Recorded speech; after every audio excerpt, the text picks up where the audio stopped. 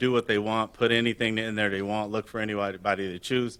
There's strict auditing that takes place with this system. There's a strict policy which provide guidelines in how we use the system. So there are protections in place to make sure that it's used in the right way. The system is great. I mean, we're adding cameras regularly to the system because it works and it does reduce crime. So when you talk about turning off portions of the system, you're not utilizing the system to its fullest potential, and in fact, you will be working against what you're trying to accomplish in terms of the reduction of crime. Thank you for making the time to be here, and we'll allow dialogue, but I do want to apologize for those at home that temporarily the streaming feed went in and out. So I apologize for those that are trying to follow along at home, but we're informed that it is back on. Questions of council for the representative from the Flint Police Department and the Oakland County Sheriff's Department? Councilman Good. So the question I'd still ask in regards to the information that you gave me, so you said that you are the one that essentially is over this implementation in Flint, correct? Yes, sir. So the question I asked, and I brought it up last time, and I believe one of my colleagues did as well, demographic-wise, how does the Flint Police Department look compared to the city of Flint? How does the City of Flint Police Department look? Oh, in terms like demographic-wise, from the department to the city residents itself. Close to half, close to. So In terms of I guess the better question I'd ask is how representative is the police Flint department to correlate to the residents of Flint? I don't know exact numbers, so I don't want to say because I'm not sure of the exact numbers. But again, there are protections in place. If it seems like maybe the concern is misuse, is that the concern? I guess. Yeah, I mean, so the issue is obviously there is a mixture of error that obviously exists on the behalf of machines and programs, which, as a person who has worked in IT, I simply understand. The other part of that is on the people side of that. There are errors and bias that exists on the human side of it. It's why we say when things go wrong with computers, the error exists between user and chair, and between chair and keyboard. So my simple question is, I'm trying to get all the information possible to myself and my colleagues to realize the implementation that's happening in Flint, that may be happening in Southfield and Detroit, as they exist somewhat differently, as they are run by the city police department, whereas we will be having to rely on the county, which has done its job in protecting our city, but there is obviously some separation between us and the county versus the city of Flint government and the Flint Police Department. So I'm just making sure that when I'm asking this, we are looking at this in as close to an apples-to-apples comparison as possible. And to the other point with the taking out pieces of the system, I also, again, understand that point because, again, when you like the Swiss cheese approach, essentially, as many layers as you have, the more protection that you create and the more efficiency that you create on the way through. However, there is still obviously some concern when it comes to the policing of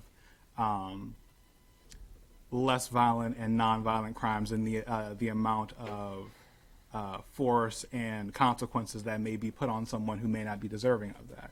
And as a city, I believe that many of us are trying to just make sure that if this is implemented or not, that we are doing whatever protects the most number of people, whether they be on the side of the innocent, non-offending citizen or a person who, until they are proven guilty or so on, make sure that we're protecting the people through their due process. Because as we've seen tonight, that doesn't always translate from beginning to end. So if there was a question, I have to ask for forgiveness.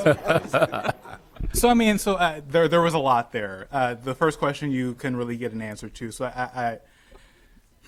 is there any way? I guess the question is there any way to alleviate some of the concerns that myself and one of my colleagues is having in terms of how can we minimize the risk while both protecting the maximum amount of people without, again, putting people who may not be at fault at risk? Thank you.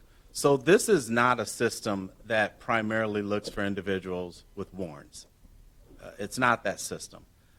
This system monitors and looks for vehicles and license plates. It's not looking for an individual. It's not looking for an individual's face. It's not facial recognition. This system is strictly designed to look for license plates and vehicles. If an individual commits a felony and that license plate that individual is attached to runs across one of the cameras, then it will send an alert. Now, in law enforcement, we don't just rely on one particular system to be our go-off for everything. I mean, there's some checks and balances, so we want to make certain that we are cross-referencing information to make sure that we have the right individual.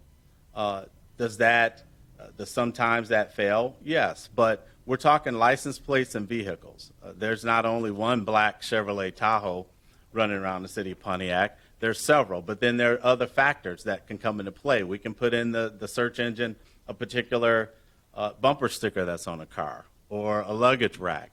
There are things in place that will help us narrow down the vehicle that we're looking for. And then again, the system, there's a very strict auditing process connected to this system where it can be audited. Weekly, I go into the system and I audit what is being done. So I can see what an officer searched for. I can see what vehicle plate is entered into the system. In fact, there's only very few people that can input anything into the system. So if it's a violent felony or a violent assault that have taken place, that has to go through the intelligence center, where I make sure that there's a case, incident number filed. I can make sure that there was a 911 call for it. I can make sure that the right things are in place or there before we input this stuff into the system as a vehicle we're looking for. That's part of the check and balance. And then if so there are hits on it, I can see when the hits occurred, who responded to it. I can see what happened as a result of it. There are things in place to make sure and make certain that it's not abused, and that's monitored weekly. Now, also the policy protects the citizens. And in our policy, violation of this particular product, this flock product, is no different than violation of the law enforcement network system that law enforcement officers have been using for 1 million years. If you violate it, it's the same type of violation, and discipline will occur up to termination of a job. It's there to make sure that the citizens are being protected, and it's also there to protect the citizens. With the system, you would have the capability of linking through systems like it across the state. This is coming. It's going to happen. And right now, there's a 75 corridor from Detroit to Flint. There's a lot of things that take place on 75 that pass right by Pontiac.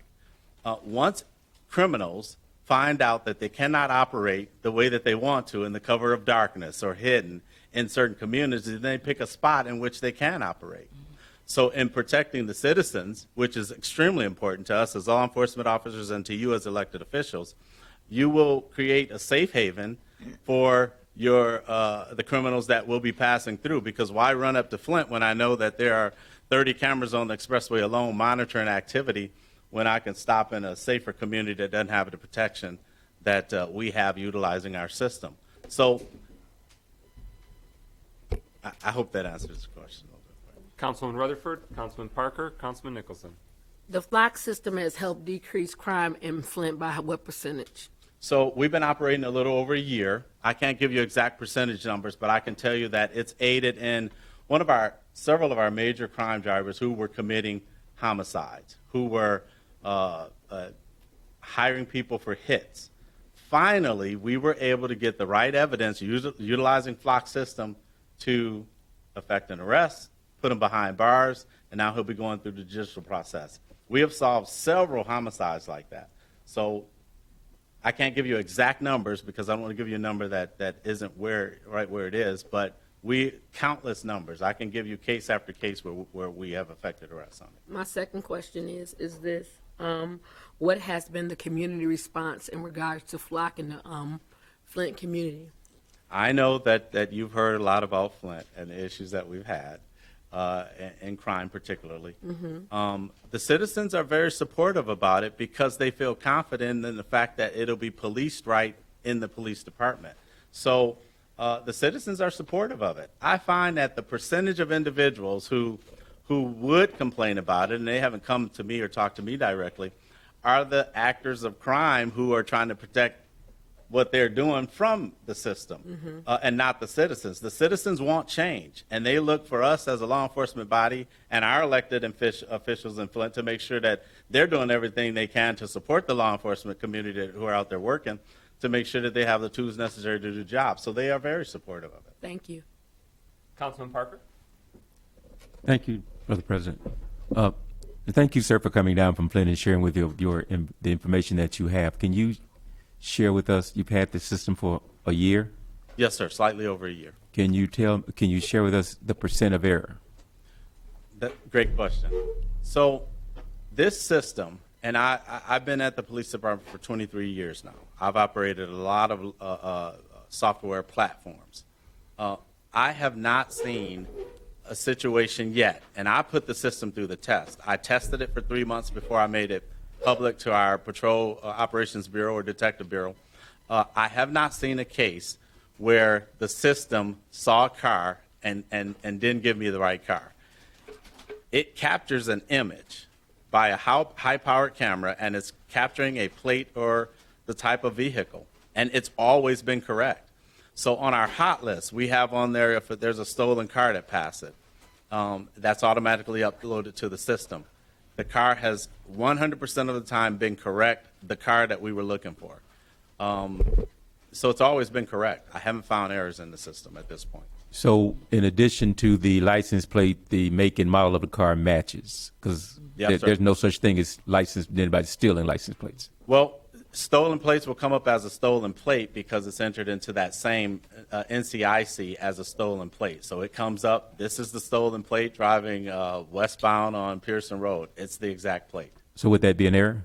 No, it's not an error because it's capturing the plate that was put in that's on the back of a car. So I steal the plate from your car, put it on my car, and I go on and drive so the police don't stop me because your plate is good, because you're a responsible citizen. So it captures that plate and say, hey, that's a reported stolen plate on that car. So now I have the plate, which was stolen. I have the type of car that the plate is on, which give my Patrol Operations Bureau something to work with in trying to find your plate. So it's not an error. It's correct. But that's depending on it being reported, correct? Depending on it being reported as a stolen. But that's in everything. I mean, if you don't report your car stolen, then I don't know it's stolen and I'm not looking for it. Okay. All right. Thank you. Yes, sir. Councilman Great Nichols? question, too. My questions are more directed at the Sheriff's Department. So last week, I asked the question about whether or not there were people of diverse backgrounds on the group that investigate breaches of policy or wrongdoing by officers at the Oakland County Sheriff's Department. The answer was no. Has we gotten more information about that? Well, the answer is that we're very large. People move around a lot. So have there been people of a variety of backgrounds? Of course. Currently, you have somebody who's Arab. You have somebody who's Serbian. So you have a mix all the time. Okay. So I'll three things that would make me and my HR brain comfortable. And the auditing mechanism that they're employing in Flint, what I would love to see as a request is those reports that he mentioned be reviewed on a regular basis by either our community policing partner or our local captain. That way they can have that ability to see what's coming out, and they know those names. They know Sure. what we're looking at here. Sure. Acceptable use policy on systems throughout. I'd love to see that include Flock, just to make sure that it's spelled out, so that's there's a fail safe, and then a commitment to diversity in that group. I think that it's I know that it's an injustice to not have people of diverse backgrounds and have that be a really just a commitment to make sure that that's happening. I get that they're big. That's a great reason to have that diversity. If it's big, you've got options. Well, we are the 16th largest sheriff's office in the United States of America. That's a lot of people. And we have many, many, many, many units. We have many captains, lieutenants, sergeants, et cetera, and they're from all walks of life. Right.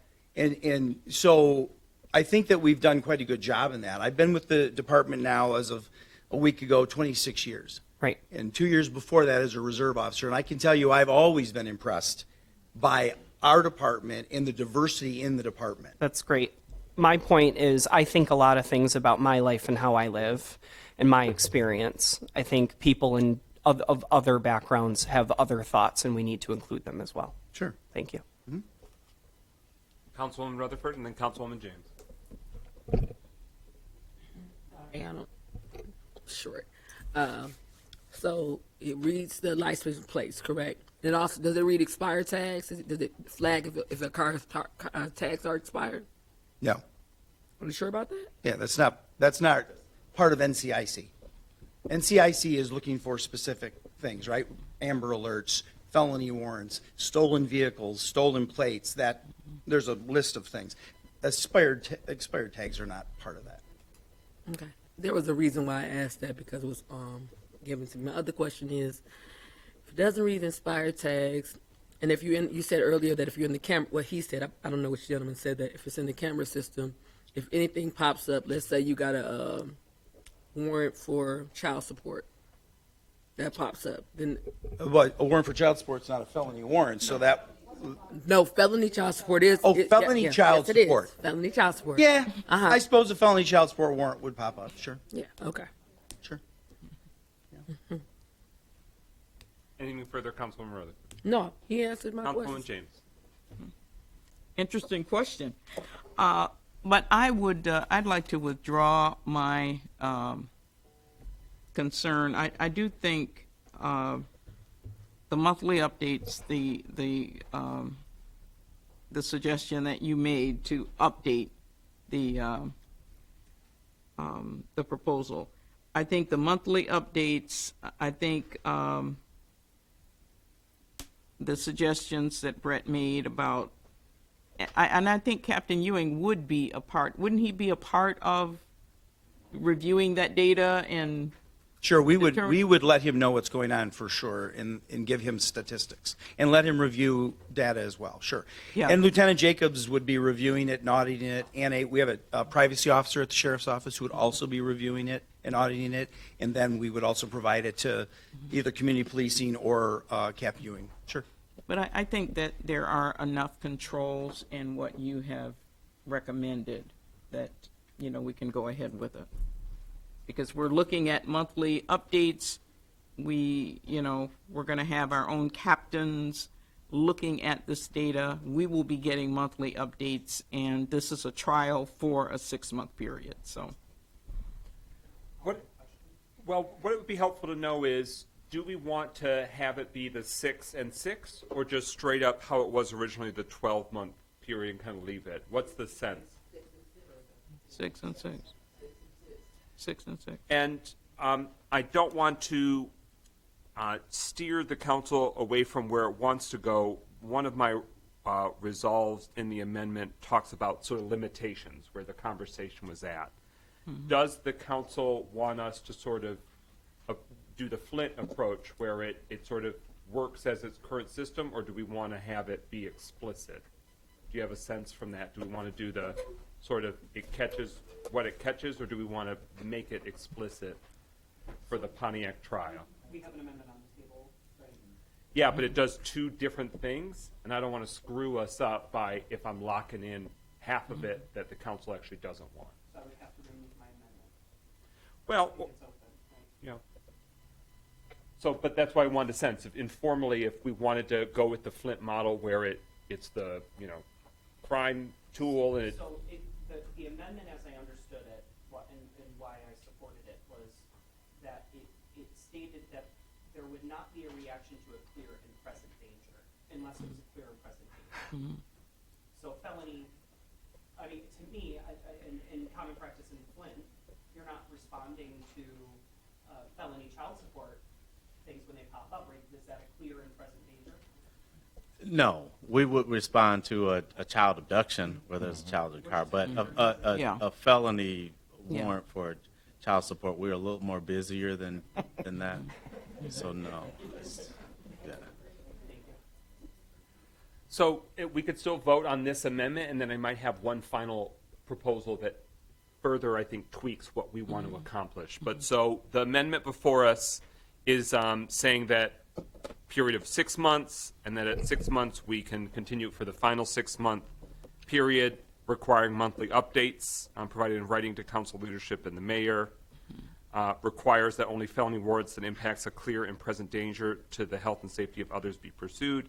And then finally, that we reserve the right to exit the trial and revoke the city right-of-way authorization at any point during the trial period, which was true anyway, but it's just, it codifies it. So that's the amendment before us. And then if that passes, then we can consider any final changes that might strengthen it further. How's that sound? Carrington, then Parker. President, again, I'd like to call for the vote on this amendment.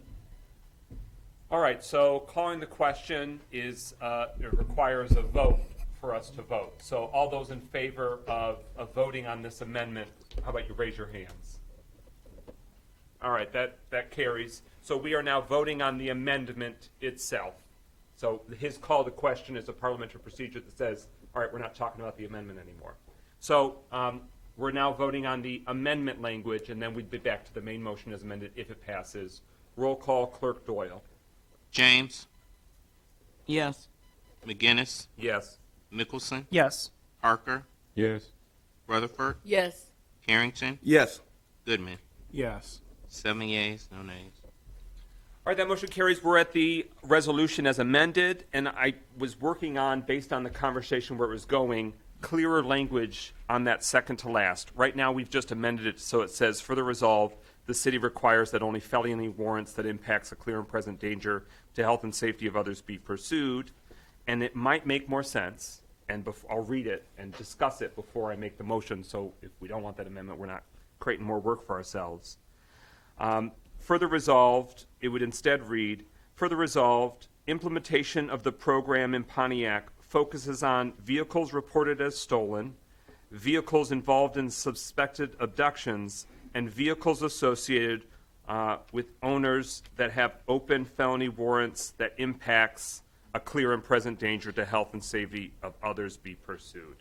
So what I was trying to do is so that way it doesn't negate what it ultimately does, which is checking license plates for stolen vehicles. So that's the primary function, and I don't want to thwart that, ruin that by making sure we're being really clear about that open felony warrants piece. We're not in the business of trying to turn this sort of eagle eye technology for scooping up those that don't impact, the clear and present danger Absolutely. to the public. So,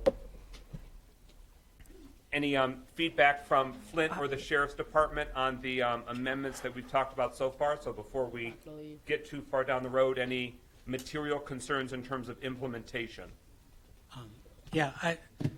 Thank you for allowing me to talk. We've discussed this in length and discussed concerns of the council.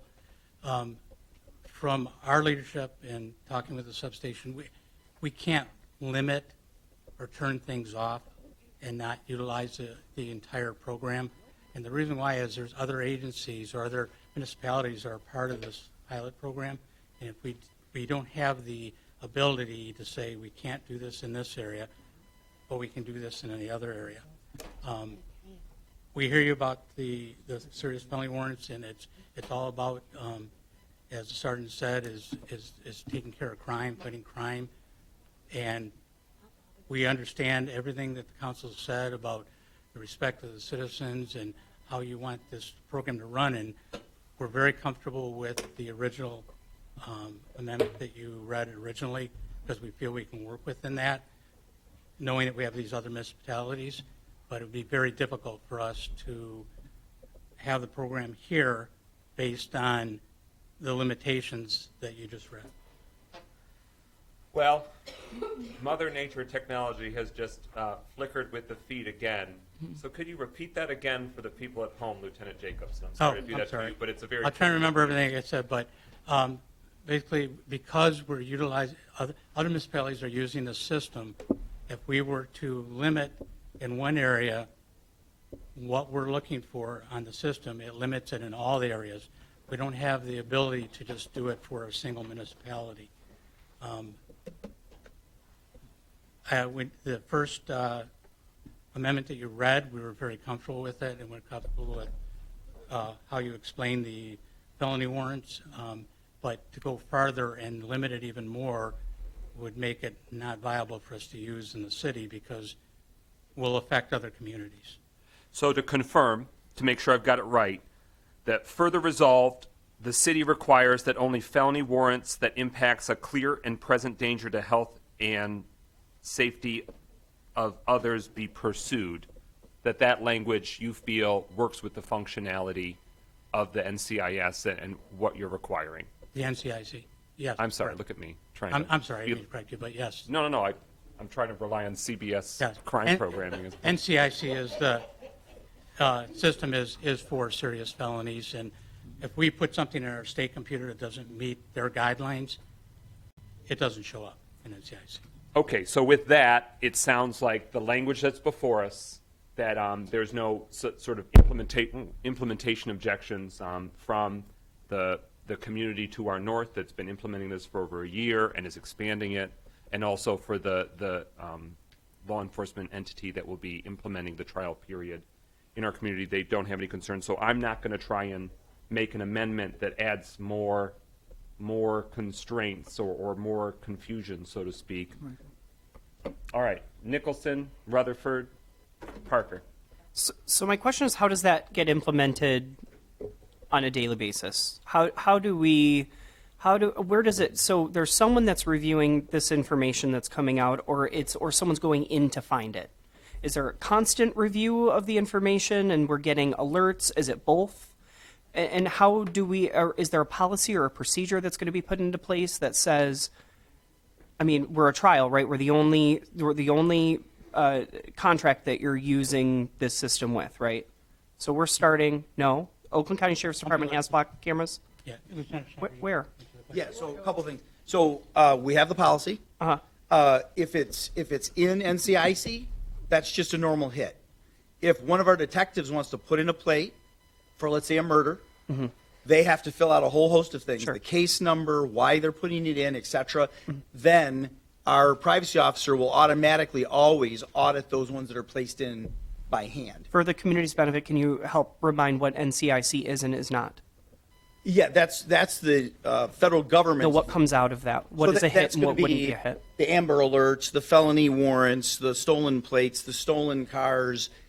So felony child support, I'm just using that as an example. I'm sorry, that's not a personal issue. Sure. Felony child support warrants would come out of NCIC. What is the mechanism, policy, procedure? How do we ensure that someone's not going to take that because it's not a clear and present danger, which is what we're asking? Right. How do we know what's the mechanism for implementing that with our contract? I mean, well, we're giving direction to our officers on the use of these. Verbal? Is it going to be in a policy or procedure? I don't do. We don't have. We're not going to have a policy or procedure that says don't arrest people that have a felony. No, don't use friend the to the court flat warrant. We're not going to have. system to pursue these. So scenarios. just so we're clear, the cameras are stationary, Right. so no one's around them, including us. It just sends an email. It sends an email to dispatch or whoever and says, completely "Hey, understand. a car at this date and time drove by there." I don't know where the car is now. I Okay. have no idea. So the resolution that we're passing, and I want to make sure that it's not just lip service. If the resolution we're passing says that the Oakland County Sheriff's Department will not use the flock system to pursue vehicles, because it's vehicles, right, that are not currently actively engaged in a clear and present danger, what is the mechanism to say don't do that, officers, or don't do that, administrator of the system? So can you say that again? Sure. I- So the resolution that we're passing says that we are not going to use the flex, that we do not want the flex system to be used to pursue people or vehicles in this context that are not clear, a clear and creating a clear and present danger in our community, right? So is it your thought that the system would be used to track individuals who have a child? Felony child support warrants. Right. That's what we're trying to. Maybe we didn't make that clear. I thought that each one of us had made that very clear. We don't want the system to pursue people that are not creating a clear and present danger in our city. We don't want that. We don't want to create a atmosphere in which people are Intimidated. or followed in that's what we're trying to make sure doesn't happen. And we understand that may not happen in other cities, but we're dealing with the Oakland County Sheriff's Department, and that's some of our concerns. So where we want to make sure that we're not just Nicholson has the floor. that we're not just We're that more this efficient resolution is with the order. thank you. We're not just passing a resolution that doesn't mean anything, right? I mean, we just labored over the wording and smithing it perfectly. So we want to make sure that there's a mechanism. I want to make sure there's a mechanism that says how are they going to be? Is there a policy or procedure that says these are the things? If it's not sensical to put it and turn things off and on in the system, it's not about the turning it off and on in the system. It's about the policy and procedure of how they're pursued. May I say that the flock system is, in this sense, when you're talking about child support warrants, Genesee County, which is the county that Flint is located in, publishes every week. Any officer can go into the office at the beginning of shift and get a list of individuals with child support warrants that go straight to their house. So that's not, this system is not. It might be a bad example. I'm sorry for using that example. Can I restate your question? Yes, please. Thank you. I think what he's trying to say, if this council tailors their resolution to be specific as to things that they want to exclude, they want to know, because of the fact they're doing something different than some other city, what policy or procedure will you put in place to follow their resolution? Right. Well, I mean, that would be up to Oakland County, but a policy can be designed in any way you choose. But again, then you're limiting law enforcement in terms of their ability to be police. Yeah. Then you're telling them what they should police and how they should police. It's our contract. Yeah. Yeah. So That's you why we're dictate involved in it. What warrants they go and effect arrest on? That is our concern. That's why the language, can you read it again, Council President, says not to pursue. Further resolved, the city requires that only felony warrants that impacts a clear and present danger to health and safety of others be pursued. So that was the language that you've said, Oakland County Sheriff's Department, you were comfortable with. I want to know, how do you implement that? Well, let's do this then. Officers have the ability to make decisions on misdemeanor warrants. If you come across a felony warrant, if I'm standing here and somebody has a felony warrant, I don't get to use discretion on that. They have a felony warrant for their arrest. It's not a misdemeanor. Misdemeanor means minor crime. That's what it means. So we're passing a resolution that you can't abide by.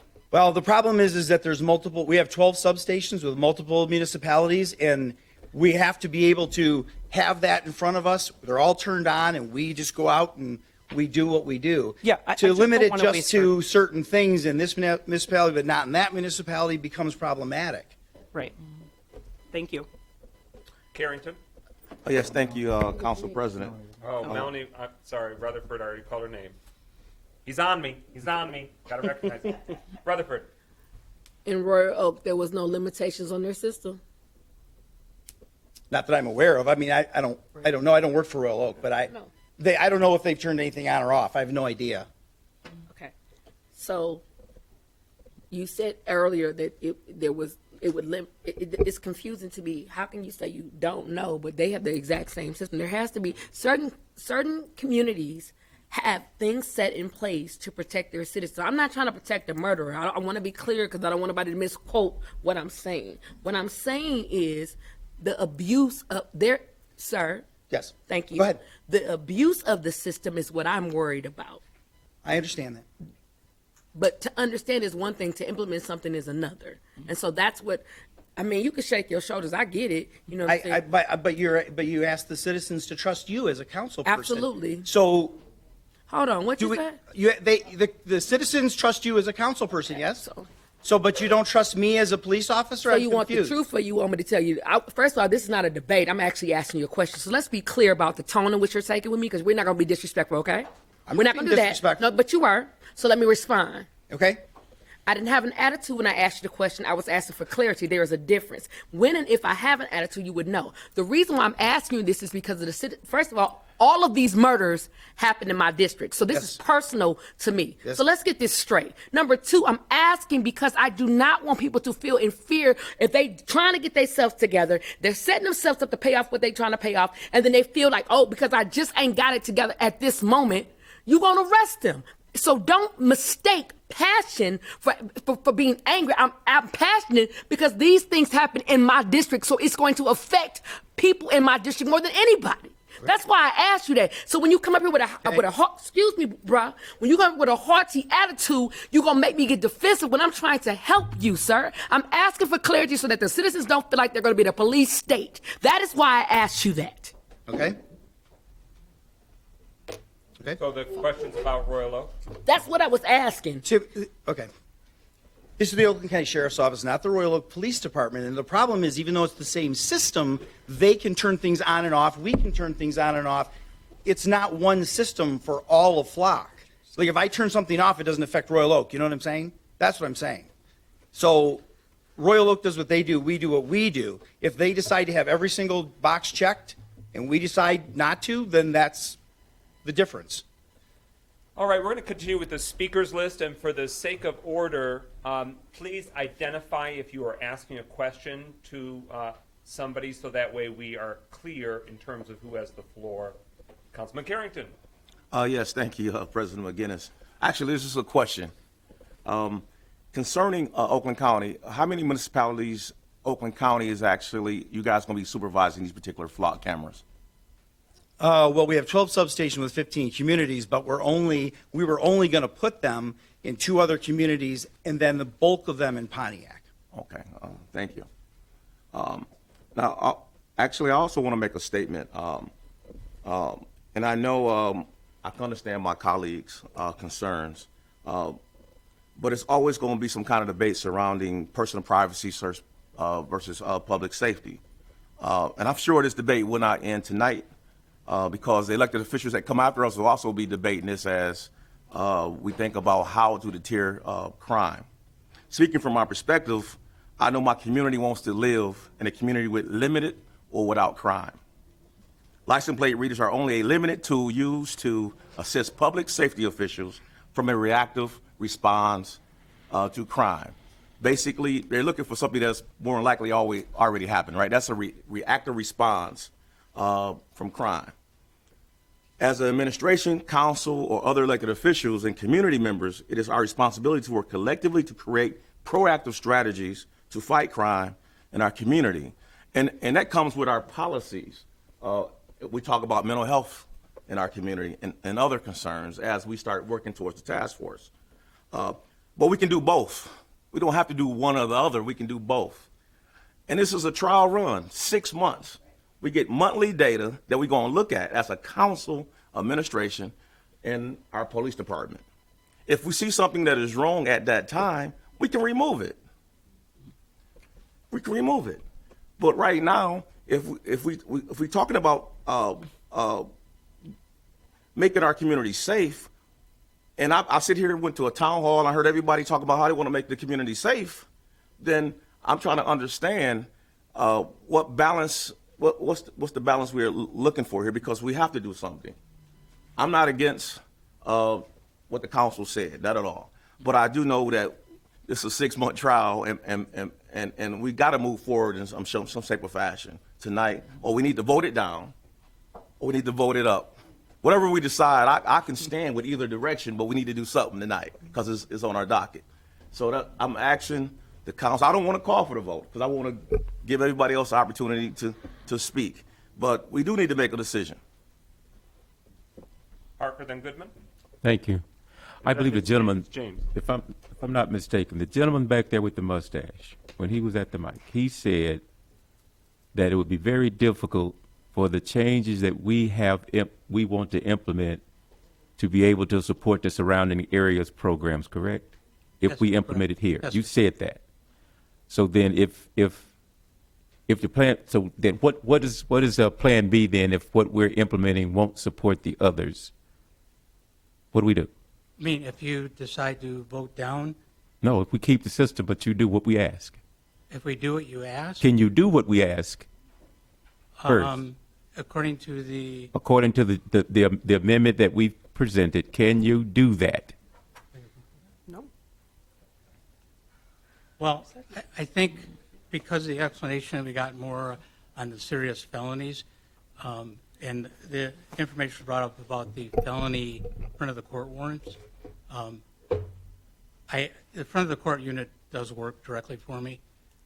I do know that some of those warrants do go into NCIC and some don't. I don't know what the criteria is, other than how much in an rearage somebody is, or something that's connected to that case. So I really can't answer that. So when you're saying serious felony, I have to say, from our standpoint, it has to Let me ask my question again, Okay, sir. because somewhere you got lost. Based on the amendment that we have presented to you today, can you implement your system in Pontiac and it support the surrounding systems that you're trying to connect it to? Okay, yeah, the quick answer is no. Okay, thank you. And so there is no plan B? If we either get what you're for- offering, but we can't make any changes? The changes, no, not as we are right now, but you can be actively involved. And I'm listening to the whole council, and I've been on here a while. You know, we are responsible to the council, we are responsible to the mayor as a sheriff's department, because we have a contract with you. So if you say that you want to see the system and you want to be, as I said before, be in the car and see it work, we say, okay. If you say you want these reports weekly, we say, okay. If you tell us where you want them to go, these reports, we'll say, okay, because we're responsible to the council, the mayor, and the citizens of Pontiac. So I'm a little bit passionate about that because I've been around a while and I've been at a lot of different substations. And each substation I've been at, I felt like I'm part of that community. So I'm listening So to again, everything you're saying, sir. I hear all that you're saying. Yeah. But my question, again, you said, unless we take it on your terms, it can't be done here. The way I worded it, I say no, but I wouldn't have worded it that way. What I would say is. So then I ask this is you, a what is product Plan that B? this is a product that we are providing, and this is how we have to run it. And if it gets changed, then no, we can't. And the change would be the things that this council has asked for. Well, there was two things were read, but on both of them, you're limited to just serious felony warrants, and we can't turn that off without losing. We can't turn off, say we're not going to do front of the Okay. court felony warrants without losing the other Okay, ones. so basically, we can't tweak our system. Correct. Okay, that's all I need. Yes, sir. Thank you. James Goodman and Legislative Council Sharp. Well, I'm appalled. I'm just dumbfounded that, I came to this meeting excited about the opportunity to utilize technology, because technology can be very helpful to human beings. I was very excited about utilizing technology to make our community safer. But listening to you, your answers and your response to our legitimate concerns has been very disappointing. And now I am really extremely leery of moving forward, because to tell me that I can't have any leeway in how this system is going to work is a deal breaker for me. Because that tells me that you want to put a system in Pontiac and you want to monitor what's going on in Pontiac, and you're going to do it your way, and I have no input. And that's not going to work with me. I want input. If it's in our city, Councilman we have a right to have input in how this system operates.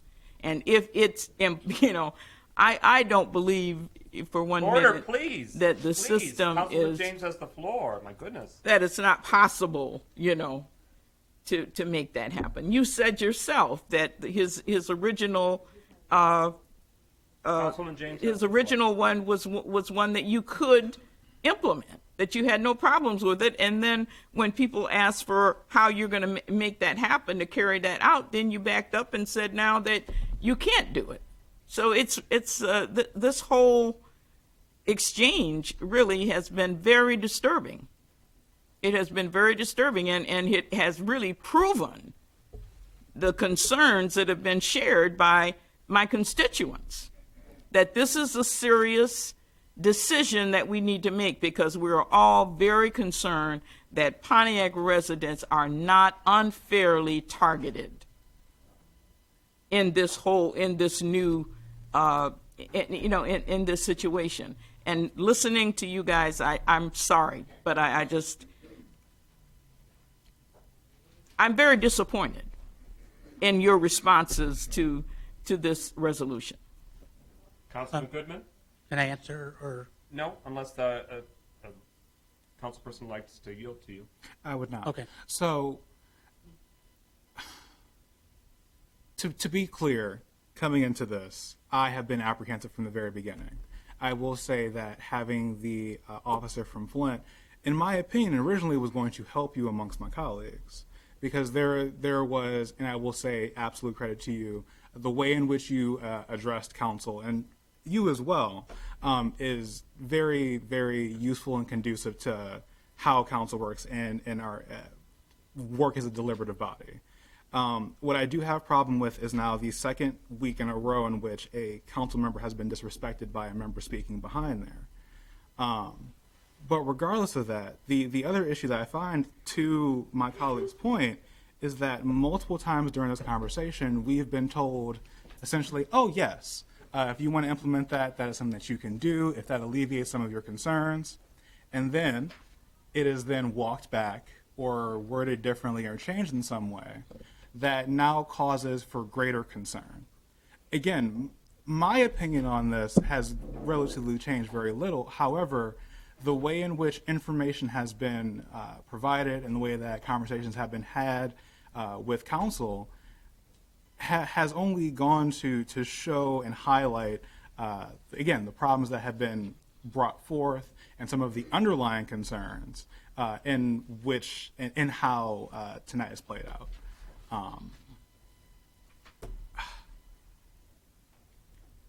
I yield the rest of my time. Legislative Council Sharp, Councilman Rutherford, Councilman Nicholson. I actually just have a question. And the question is, in an effort to possibly split the baby here, my question is, at one time you did tell council that they could kind of tweak this how they wanted. And so my question is, right now they have agreed to 6 months. Is there a possibility with, because of the fact that they're anticipating, if they go forward, getting the data, being able to review it, is it possible for them to be able to terminate at any time with possibly a 30-day notice? So not necessarily just doing a 6-month review, but at any time with a 30-day notice. Could they do that? Yes, they're not part of the contract. If they tell us that they no longer want to be part of this, it stops. So there's a possibility with that, because I would just, I hear everybody's concerns, and I would just also, which I haven't really heard anybody kind of mention, is also keeping in mind abductions of children are up. And this is in an effort to also save children from being abducted. So I just say, keep that in mind. Thank you. Councilman Rutherford. So, on one hand, we have public safety as our first priority. On the other hand, the question you asked earlier, sir, was, do people trust the police of Oakland County? I can't speak for everybody else. I can speak for me. I haven't always been treated well by them. It's been my hope that we could have resolution, which is why I was so passionate about making this happen, because at the end of the day, we are held to a higher standard, and it can't just be about whether I like y'all, trust y'all or not. It has to be about the betterment and the safety of our city. And so I understand your passion, I understand your frustration, but you have to understand that we are held accountable. If this system goes awry and our citizens feel like they're in a police state, they're going to look to us and say, hey, you guys didn't protect us. So that's why this line of questioning is happening. I'm saying all this to say at the end of the day, we have to make a choice about public safety and not about our own personal agenda. Or, excuse me, let me retract that. Not agenda, but own personal desires. Personally, I'm scared of this system. From a city council standpoint, I have to make sure that I support the citizens of it to make them all safe. So it's not always about what I want. It's never about what I want. It's about what's for the betterment of the city. And at the end of the day, we all ran saying we wanted public safety. And at the end of the day, can we use this system in a way that it respects our citizens? It leads me beg to differ. I don't know. Councilman Nicholson? The three items that I put out earlier, the auditing mechanism, the acceptable use policy, commitment to diversity in those groups.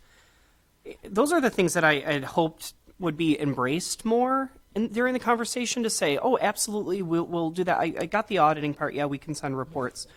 But I think, a lot of this and the frustration, the passion comes out of it. We haven't heard, this is what you can do. And here's an idea that you could accomplish what you're looking for, and what you're trying to accomplish. I think we've made it very clear what our concern is. And I think now we need our concerns to be addressed. And not what the system does, but what our fear of, my district is very unique in this, because I have three parts of this pie.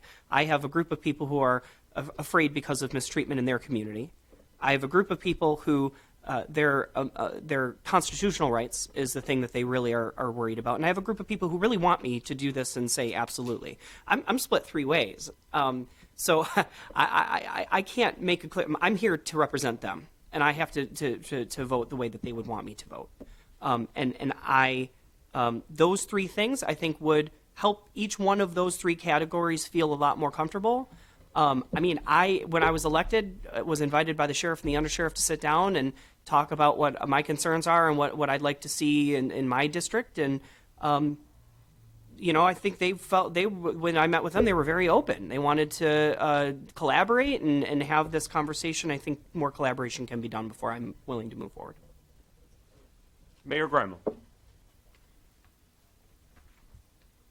I think we've heard a lot of very legitimate questions and concerns today, and some of them are amplified, I think, by the flock system, but some of them certainly transcend the topic of the flock system. A lot of the concerns, like I said, are very legitimate, but they go to the relationship with the Sheriff's Department more broadly than the flock system, and they go to provisions in the contract, or the lack thereof in some cases, to your point, Councilman Nicholson, more broadly than just the flock system. And certainly all of us up here inherited the current sheriff's contract. The current sheriff's contract, which is a 3-year contract, was approved by the previous city council in December, less than a month before all of us took office. But there, at least in theory, are always opportunities to modify and improve the sheriff's contract. And certainly, I think, to your point, Councilman Nicholson, you've raised a lot of really important and thoughtful points and concerns and suggestions, by implication at least, that could be embodied in the sheriff's contract. And so really there are, I think, two fundamental paths forward at this point. The council could vote the current proposal up or down in council's discretion. That's one approach. Another approach would be to provide an opportunity for me and or members of council to engage in dialogue with the sheriff's department about embedding some of these improvements to their review and to ensuring that a truly diverse body is able to look at some of these things. And so, I welcome whatever direction council wants to move in, but certainly one approach would be to table this for a week or two and to afford some further dialogue with the sheriff's department. I think everybody agrees that there are situations where we want the flock system implemented. I don't want to put words in Councilman Goodman's mouth anyway, but I think the other council people have all expressed a desire to see the flock system utilized, at least in some circumstances. And but there are, of course, questions of trying to ensure that there are proper safeguards in place. I would note that as we look at how best to implement the flock system, I understand the question, or at least the implicit question that law enforcement's posing, which is what do some of these terms mean? Clear and present danger is frankly a little ambiguous. I mean, is a stolen car clear and present danger? Not really. But I think most council people have expressed their desire to allow the flock system to be used for stolen vehicles, despite that. And so I think the other question is just the technological nature of this system. There are a number of categories that can be toggled on or off. One of those categories, as my understanding, is felony warrants. But it's felony warrants as a whole. It's not some felony warrants and not other felony warrants. So in terms of actually implementing council members' desire to see some felony warrants pursued and other felony warrants not pursued, the flock system itself does not allow for those fine distinctions to be made technologically through toggling on and off options of the system. That inherently has to come down to the discretion of law enforcement and the user, if it's going to happen at all. And so I do think there are, just in terms of implementation, some difficulties with drawing distinctions based on relatively vague language. Unless the council wants to literally go through the entire criminal code and say we want law enforcement to pursue these felonies and not these other felonies and look at dozens, if not hundreds of felonies, I don't know how those decisions can be made at a council table. So I think there are a lot of really valid points that have been made and valid questions, and some of those I think could be implemented in the form of the sheriff's contract.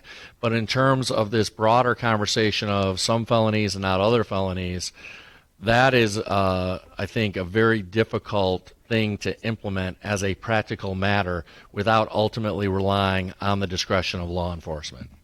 Councilman Nicholson. Yeah, and that brings me back to the question that I had on the table, because really where it led back to was that an officer of the law cannot ignore a felony warrant, right?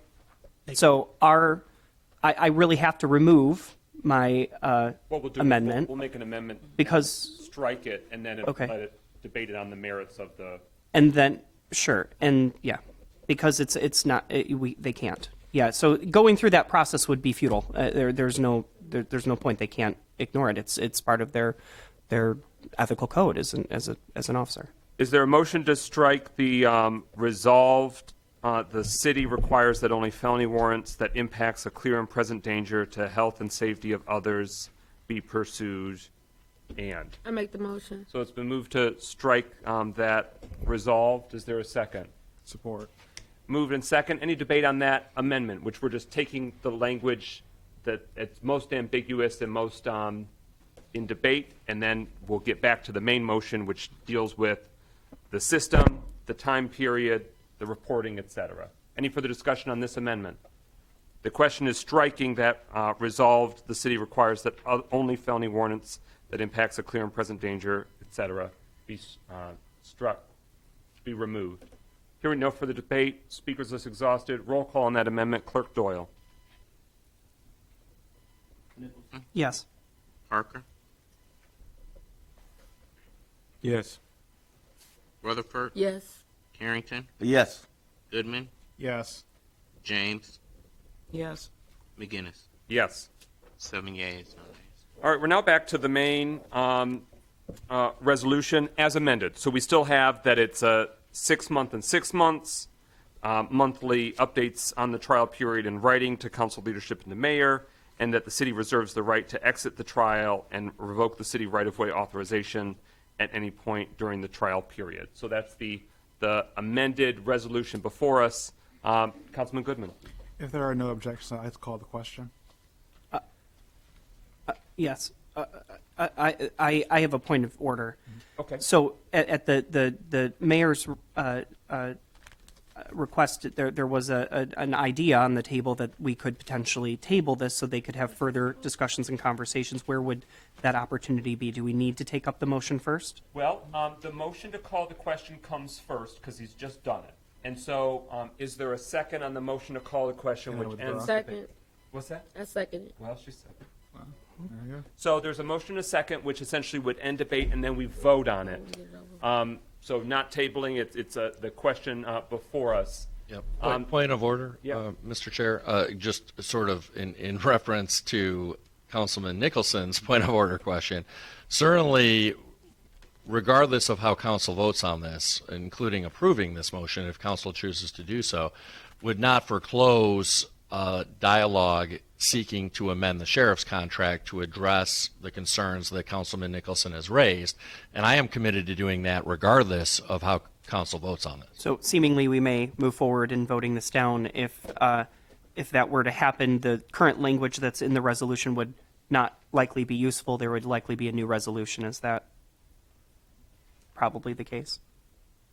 I mean, Well, if you want that's- this language to stay on the table, we could table it That's- if you'd prefer. That's ultimately up to council to decide. I'm just simply saying that regardless of how council votes, whether it approves this or disapproves it, I'm committed to having those conversations with the sheriff's department and seeking to embed what I believe to be very important and reasonable concerns and requests in the sheriff's contract. And certainly that's true if council decides to approve this motion. I'm still going to have those conversations. If council tables this motion, I'm still going to have those conversations. I'm going to have those conversations if council disapproves the motion. So I'm doing that no matter what, is my point. The motion is to call the question, which means we end debate and go into voting. Roll call on calling the question. Clerk Doyle. Excuse me, didn't understand.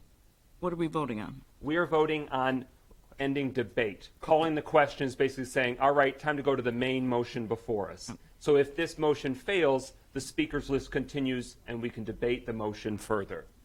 Roll call on the calling the question. Clerk Doyle. McGinnis, No. Nicholson, Yes. Parker, What are we doing again? Calling a Calling question. the question. I've got Ending debate. If this passes, debate is We just over. voted. This is just voting to end the debate. Yes, that's the Yes. question. Rutherford, Yes. Harrington, Yes. Goodman, Yes. James. Yes. 6 yeas, 1 nay. That motion carries. So what we have before us is a resolution to approve the implementation of the flock safety system within the city of Pontiac. And since we've amended it, I'm going to read it in full. Whereas Flock Safety is a company that sells camera-based license plate detection systems to review for owners' outstanding warrants. And whereas the city of Pontiac, the Oakland County Sheriff, and Flock Safety would like to implement a trial of the Flock Safety system in the city of Pontiac. And whereas the flock safety systems will be placed in locations in the city right-of-way to be determined collectively between the sheriff and flock safety. Now, therefore, the Pontiac City Council authorizes the implementation of the flock safety system within the City of Pontiac right-of-way locations at locations to be determined by the Oakland County Sheriff and Flock Safety for a period of 6 months. And further resolved, the City Council may vote to continue the trial period within City of Pontiac right-of-ways for an additional 6 months after review of the initial 6-month trial period impact. And further resolved, the City Council requires monthly updates on the trial period provided in writing to council leadership and to the mayor. And further resolved, the city reserves the right to exit the trial and revoke the city right-of-way authorization at any point during the trial period.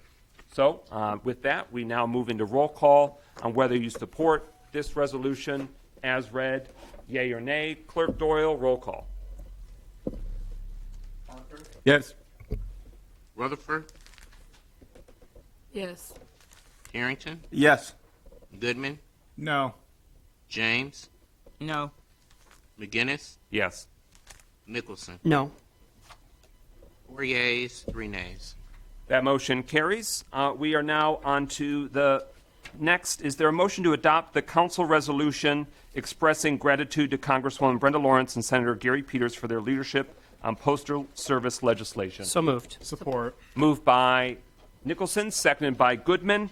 It's lengthy, so we won't read it, but long story short, after many, many years, the United States Postal Service has had legislation passed and signed into law by President Biden that shores up the Postal Service and makes some long-standing changes and reforms. So we are basically celebrating that Pontiac's member of Congress was actively a leader and sponsor of that legislation, was there at the bill signing, and then one of our U.S. senators, Senator Gary Peters, he chaired the Senate committee that helped shepherd that through and helped make that bill possible. So we're celebrating because it's a major employer in the city, it's a major essential service for residents and business owners. So that's where we're at. Any further discussion?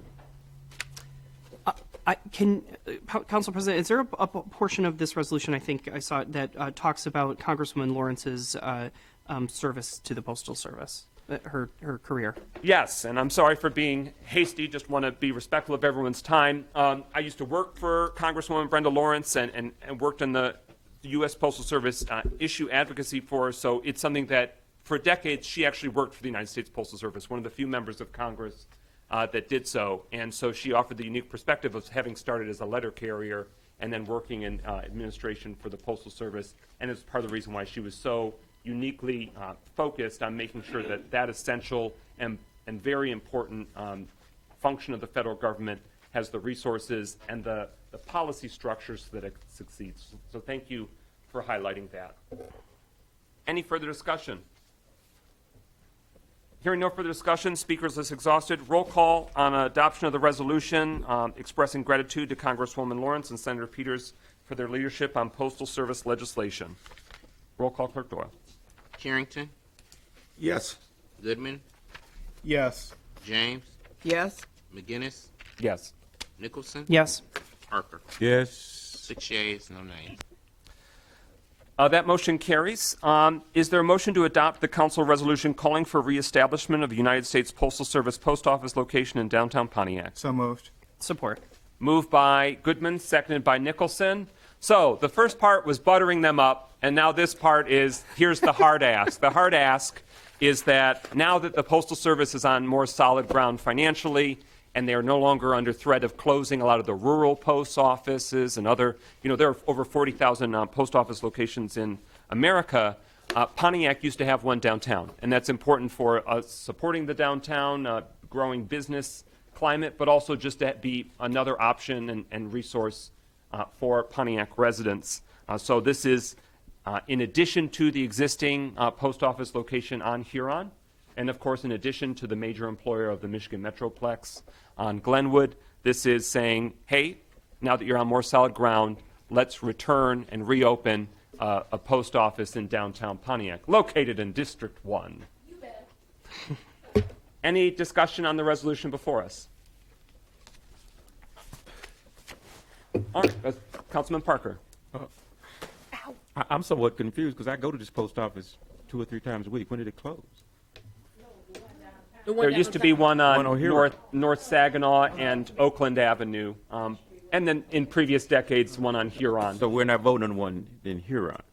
We're advocating for, in one addition down. to that, Beauty, plus another. Okay. Thank you for clarifying. And this is just simply an advocacy request, where while these important members of Congress have these important roles, they are especially poised to advocate for the Pontiac community to receive that additional post office branch location. Any further discussion? Hearing no further discussion, roll call on adoption of the council resolution calling for reestablishment of United States Postal Service post office location in downtown Pontiac. Roll call, Clerk Doyle. Goodman, Yes. James, Yes? McGinnis, Yes. Nicholson, Yes. Parker, Yes. Rutherford, Yes. Carrington. Yes. 7 yeas, no nays. That motion carries. We previously handled the resolutions welcoming the gentleman home, so we're now at the final City Council resolution. Is there a motion to adopt the resolution to approve the appointments of Sam Anderson Jr., Dean Bavacqua, Carlos Bueno, Gloria Harris Ford, Elsine Kirkendolf, Sonia May, Arthur McClellan, and alternate Jennifer Burke to the Zoning Board of Appeals? I make the motion. I support. Moved by Rutherford, seconded by Carrington. So that motion is now before us. These are 3-year terms. The City Council appoints this important board, and the existing Board of Appeals members have expired. So this would be appointing them for a period of 3 years. We have the option of an alternate, so we have added, we'll be appointing somebody who can basically fill in the instance of absences, or if somebody needs to abstain for the regular members of the Zoning Board of Appeals.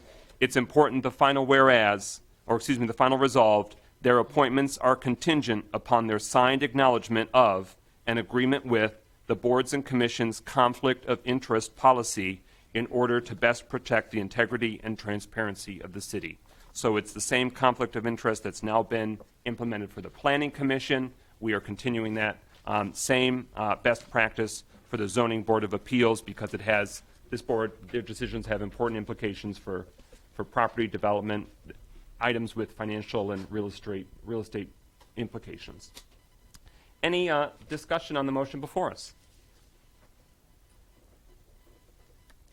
All right, hearing no further discussion, do want to acknowledge and thank those that previously had served and those who are willing to serve again. Hearing no further discussion, roll call on the adoption of the resolution to approve the appointments of Sam Anderson Jr., Dean Bavacqua, Carlos Bueno, Gloria Harris Ford, Elsine Kirkendolf, Sonia May, Arthur McClellan, and alternate Jennifer Burke to the Zoning Board of Appeals. Roll call, Clerk Doyle. James, Yes. McGinnis, Yes. Nicholson, Yes. Parker, Yes. Rutherford, Yes. Carrington, Yes. Goodman. Yes. 7 yeas, no nays. That motion carries. Is there a motion to adopt the resolution to approve the agreement for local fiscal recovery fund distribution between Oakland County and the City of Pontiac? I make the motion. Support. It's been moved and seconded. Now we turn it over to the administration and staff and mayor for some context. Their expectation is that it's discussion only, unless there's interest to move it tonight. But with that, Mayor Greimel. Yep. Thank you, Mr. President. This is really sort of a technical provision to facilitate the skate park development. And so this doesn't change the math and arithmetic of who's contributing what money. It simply is an interlocal agreement between the city and the county to facilitate that transfer of dollars. And Ms. Borngesser will walk through the specifics and refresh all of our memories about exactly who is contributing what dollar amount to the skate park project. But this interlocal agreement is simply an agreement between the city and the county to facilitate those mechanisms. That's correct. And while this is listed on the agenda for discussion, it would be expeditious for city administration and staff to vote on this tonight. It would allow us to engage in the transfer of funds and an award agreement and all of those good things that would help us get the skate park built in a timely fashion within the bounds of the grant agreement. The Pontiac Skate Park project, which was headed by Mary Jane Rennie and other constituents and residents, was awarded $250,000 in matching funds from the skate park project, formerly known as the Tony Hawk Foundation. They intend to build, or we intend to build, a free public concrete skate park. And so in addition to that, they received $50,000 for environmental and sustainable measures and implementation to the park. The skate park project independently raised $70,000 in pursuit of the $250,000 match. The Oakland County Commission committed half of the matching requirement in the amount of $125,000, leaving $55,000 committed by the city of Pontiac, as you know. So that's a total of $550,000 for this park. What you have before you is the interlocal agreement, as the mayor mentioned. This is a procedural mechanism for the county to be able to issue these funds to the city. This does come from ARPA funding that was awarded to the county, as you'll see in the interlocal agreement.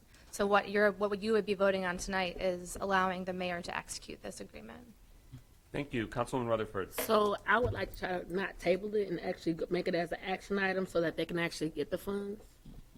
So can I make that motion? Well, we have the active motion, so as long as nobody tables it, then we can vote on it tonight. Okay, thank you. Any further discussion? Thank you very much to staff for the queue up, and we have obviously discussed this previously. This is just another step in the process of making it ironclad. Hearing no further discussion, speakers list is exhausted, and so with that, we are moving into roll call on adoption of the resolution to approve the agreement for local fiscal recovery fund distribution between Oakland County and the city of Pontiac. Clerk Doyle. McGinnis, Yes. Nicholson, Yes. Parker, Yes.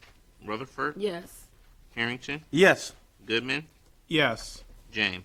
Yes. 7 yeas, no nays. That motion carries. Is there a motion to adopt the resolution to approve the extension addendum to the Kaboom Play Everywhere Challenge Grant Agreement? I make the motion. Support. It's been moved by Rutherford, seconded by Nicholson, so that motion is now before us. Mayor and staff, you have the floor. So this is an agreement that facilitates the installation through a grant of equipment and infrastructure in the downtown plaza.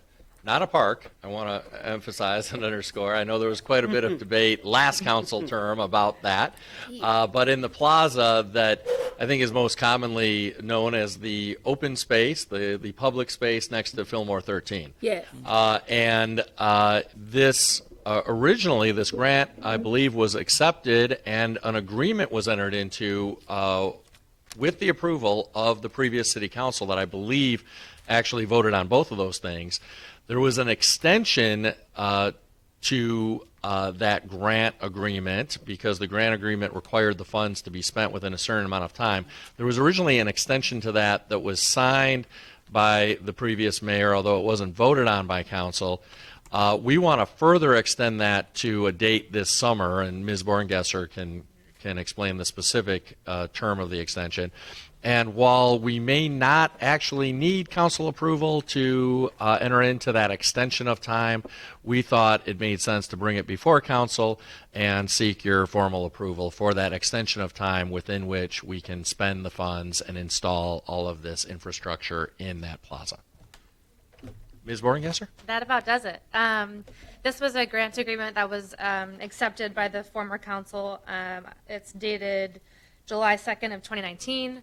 It is my understanding, as folklore had been shared with me, that this went round and round, and then COVID hit, and there were delays in the actual installation in Hidden River Plaza. There was an extension addendum that was signed by the former administration, and the funder was happy to issue it. We have a very good relationship with them. They understand the circumstances fully. They want us to make these plaza improvements, and they don't want us to have to send the money back.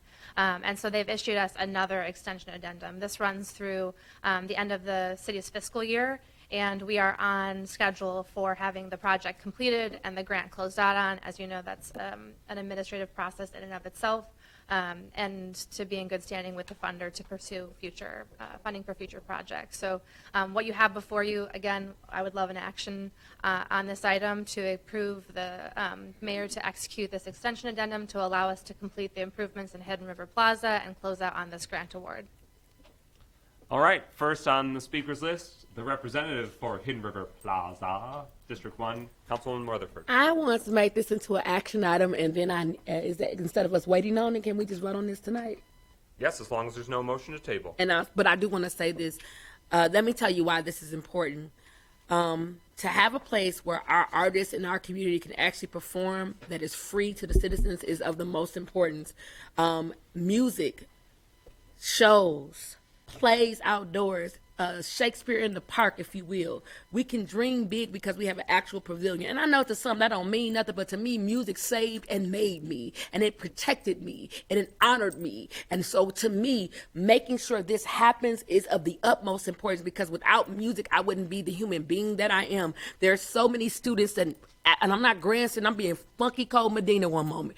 There are people in this community, I'm sorry because I got to make a spade because I see sideways and I like to be truthful. There are people in this community that need an outlet that is healthy instead of being dysfunctional. And so this has to happen as soon as possible. And so that's just my 2 minutes free, and my preaching moment is done. That's it. Councilwoman James. What exactly, there's been such history with this issue. What exactly is being built at Hidden River Plaza? So the original grant was written for, or was titled Fun and Sounds Abound Downtown. And so it is my understanding, based on stories that were shared with me and the review of council minutes, that there were different types of equipment that could be installed in the plaza and things that could not. And so through community engagement done by the Pontiac Economy Incubator, there was a consensus to put a performance space into the plaza, along with some sort of interactive musical equipment. I believe that I know that there were drums of some sort installed in the plaza. They're kind of a blend of an art installation, an interactive art installation, and musical equipment. The planning department, Vern Gustafson and Donovan, have worked with someone to design a covered performance space. We did have the intention to put two, actually, one on the lower portion of the plaza, the second on the upper portion of the plaza. Again, this is a $56,500 grant. It did not allow for that based on construction costs. So for now, we're putting one on the upper portion of the plaza with the hope of future funding for the lower half. It is a shade sail structure that would allow for covered performances, musical performances, etc.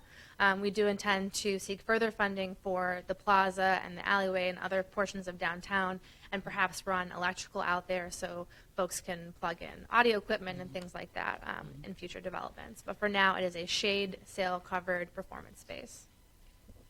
Any further discussion? Thank you. With that speakers list exhausted, we now move into voting on adoption of the resolution to approve the extension addendum to the Kaboom Play Everywhere Challenge Grant Agreement. Clerk Doyle.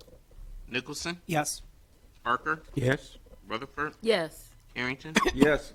Goodman, Yes. James, Yes. McGinnis. Yes. 7 yeas, no nays. That motion carries. Is there a motion to adopt the resolution to approve the memorandum of understanding between the City of Pontiac and grants advisors Philip Clay and Gibre Meritab? Sorry. The consulting project is funded in full by the Ballmer Group. I do. Make a motion. Support. Moved by Rutherford, seconded by Carrington. That motion is before us. Mayor and staff, you have the floor. Your pronunciation of Gabe's last name demonstrates incredible Tigrinya language skills, Mr. President. I'm impressed. Gabe and I have had many conversations about his Eritrean background. He was born in Eritrea. But this is a memorandum of understanding for a partnership between the City of Pontiac and Phil and Gabe. They, as we discussed a week ago, they had been paid and engaged by the city along with another consulting firm, Baker Tilly, some time ago. Those two contracts had expired last year, and those contracts totaled $130,000 between the two of them, $65,000 for each, with a grant providing funding for only $100,000 of that. And as we discussed in detail last week, the additional $30,000 was paid for now with City Council approval out of city funds. That's all ancient history because that relates to contracts that were entered into by the previous administration for services that were rendered to and during the time frame of the previous administration. In December, a new memorandum of understanding was entered into between the city and Phil and Gabe.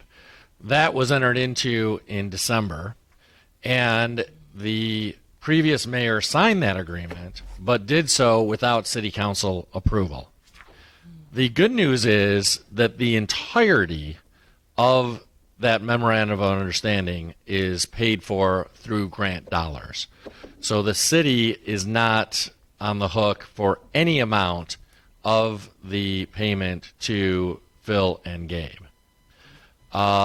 There's some question as to whether or not this memorandum of understanding needs to come before council. One thing is clear, that this is a professional services contract, and that it's a professional services contract in which the professional services and those providing those professional services are being compensated more than $10,000. So under the terms of the city's ordinance, based on those items, it does need to come before city council. However, because it's being entirely paid for by third-party funds without city dollars, there's some ambiguity.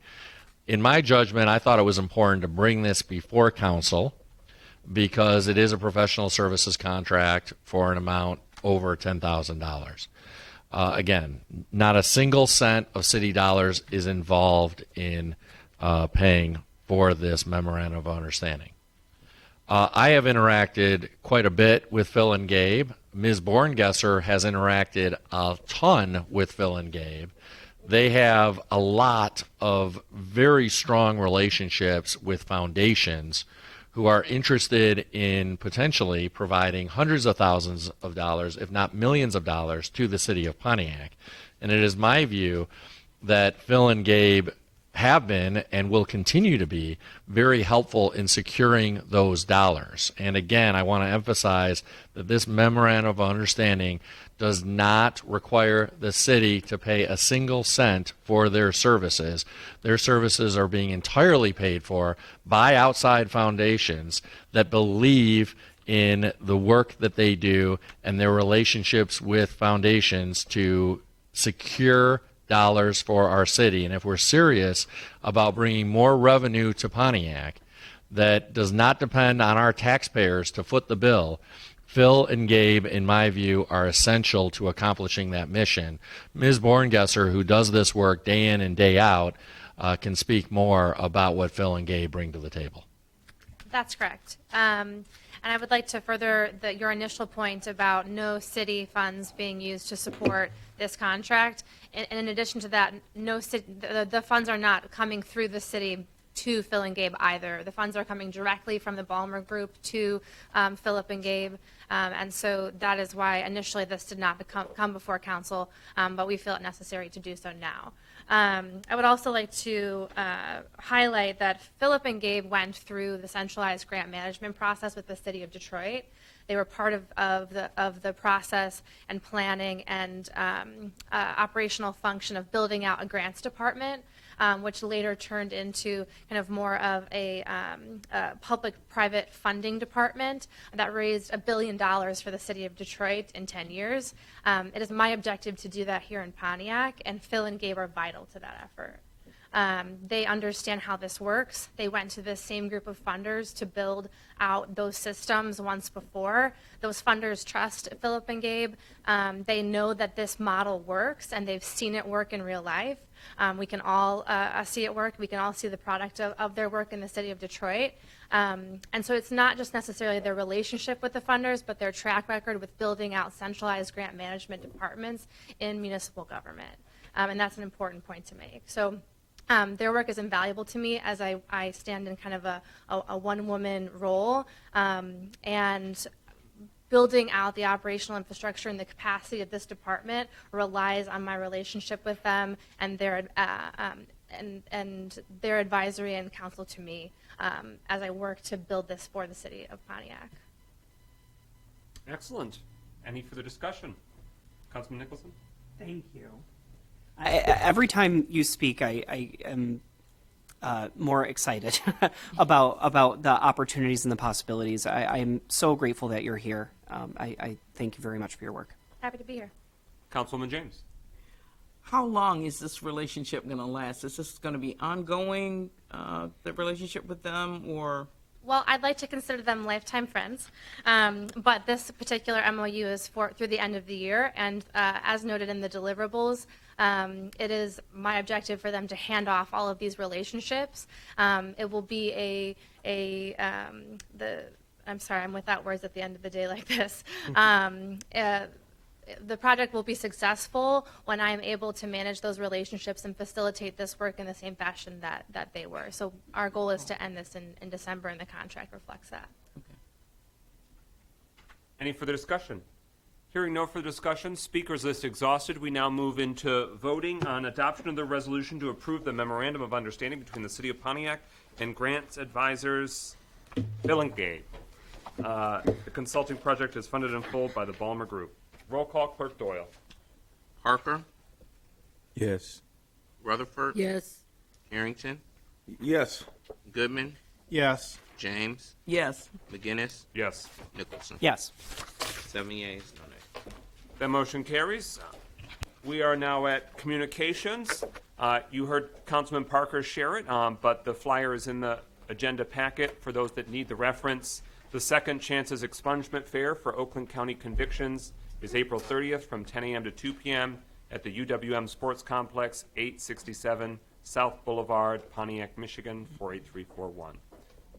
Any further discussion on that communication? Essentially, this is our way of incorporating updates, so it's like a built-in announcement. With that, the next communication, memorandum regarding supplemental information related to Micah 6 Community LLC, request for approval of application for an obsolete property rehabilitation exemption certificate for the property located at 640 West Huron Street. This is essentially putting that information into the record, so that way ahead of next week's public hearing on both those items, the community is able to access what we are also able to access, so that way you can digest it and provide your feedback accordingly when those public hearings happen. Was there anything else that the administration wanted to expound upon in terms of the nature of the communication? I think that covers it. Yep. And so for the community, there will be multiple public hearings next week with further consideration. With that, we're now at public comment. President Pro Tem Carrington, you have the floor. Thank you, President McGinnis. Renee Buckley. Okay, Beckley.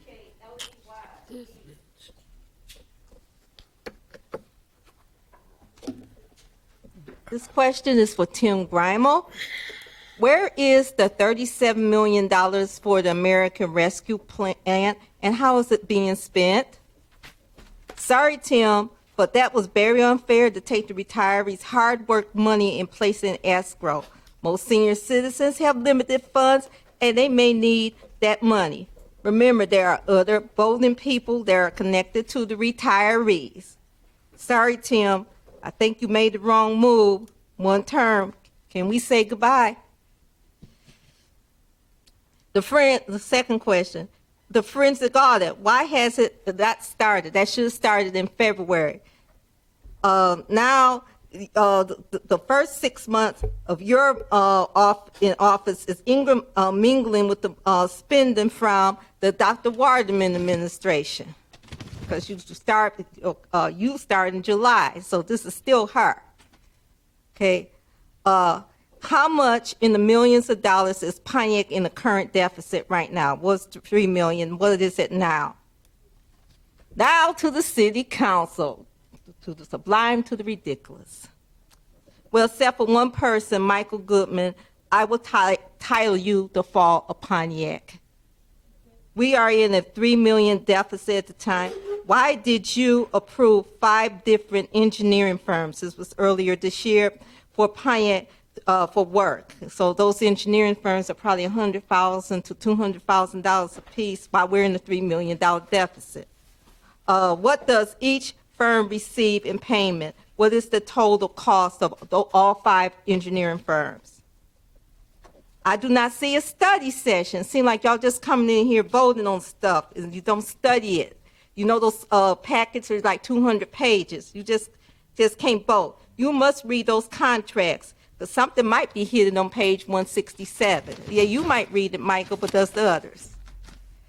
Quit saying yes to everything. Yes, yes, yes. Now, I saw some no's. Do not be afraid. At one time, it was just William Carrington who that said no. Now, I saw some tonight, but everybody's doing yes on everything. This is our money. Be your own person and do not afraid to vote on your own, not to just be popular. Honestly, some of you have no clue how to run a business because someone popular just want you to run. Brett Nicholson, you have not lived in Pontiac long enough to call out people for no reason.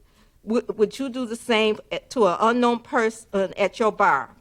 Everyone that lives here has the right to speak and public comment. Public comment at the beginning, and you should move it to the beginning of the meeting. Those people going to be down here. Y'all made this a police state tonight, so it's going to be in the streets. It's going to be right here at this podium. Thank you. Thank you. Pastor Kathy.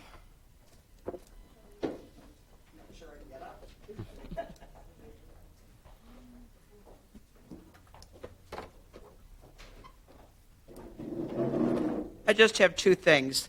Number 1, when we're dealing with the pilots, do we have to renew them? And number 2, thank you, DPW. Walton Boulevard, you could have swallowed a Mini Cooper in for the last couple of weeks, and they went through and patched it up today, and it's so nice to be able to drive down Walton Boulevard, and they even put some patchwork on Pike again today. So we're really grateful. Thank you. Thank you. Larry Jasper.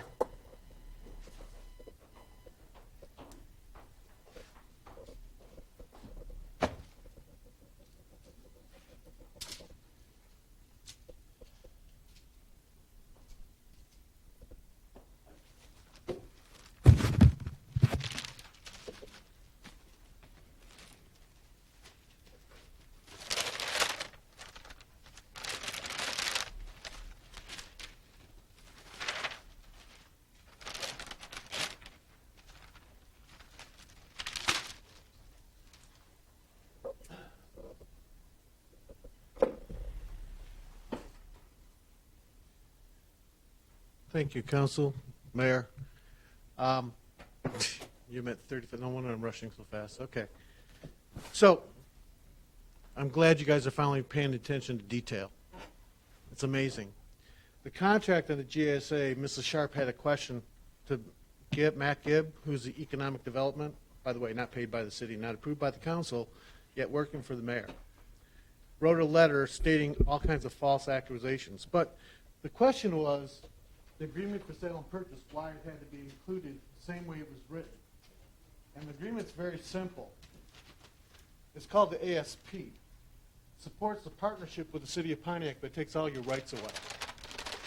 Sir, I'll stop it temporarily, but if you'd like to take the microphone, you can feel free, just so that way you're speaking into it while looking at your visual aid.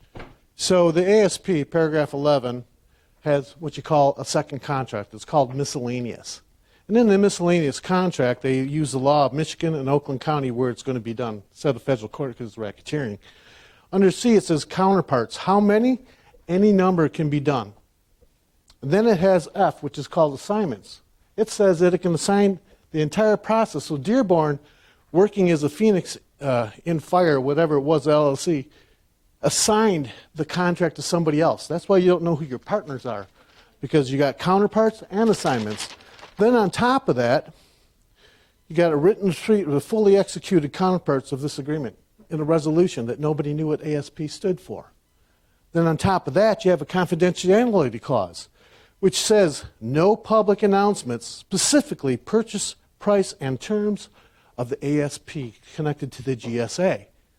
Now, this means is that you have multiple attorneys working on various different angles to guarantee confidentiality, and nobody was shared this information. It was done on purpose. It was done so they could control everything through third parties, and you have no say-so who does what, where, and when.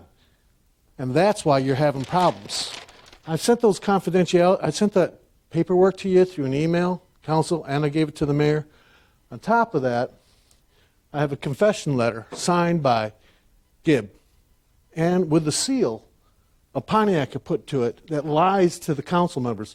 Only 3 council members got that while they signed resolutions on the GSA, Global Settlement Agreement, which was used to hide underneath a legal loophole. In here, he lies constantly with the mayor Waterman being the accuser. So last week I showed you how you could save $7 million. Now you're talking about another $25 million done on the terms of the lease agreement, which we'll get to in the next weeks. Now I put it on these white sheets, so if you can't hear me, you can't run through it, you'll be able to see it on the video. That does Phoenix conclude Rise. your time, sir. Time's up. Thank you. And I'm sorry that it takes you a while to queue up the visual aid, but I got to eventually start the clock. Right, you started it up, it was 45 seconds into it. It's fine, I appreciate it. The point is that each time I'm taking segment by segment because it's so difficult for everyone to understand, and I'm trying to supply it to you because it's really affecting the citizens of Pontiac, and they're going to get hurt by this big time with the hyperinflation and everything else thank that's you. going on with the global settlement. Gloria Miller.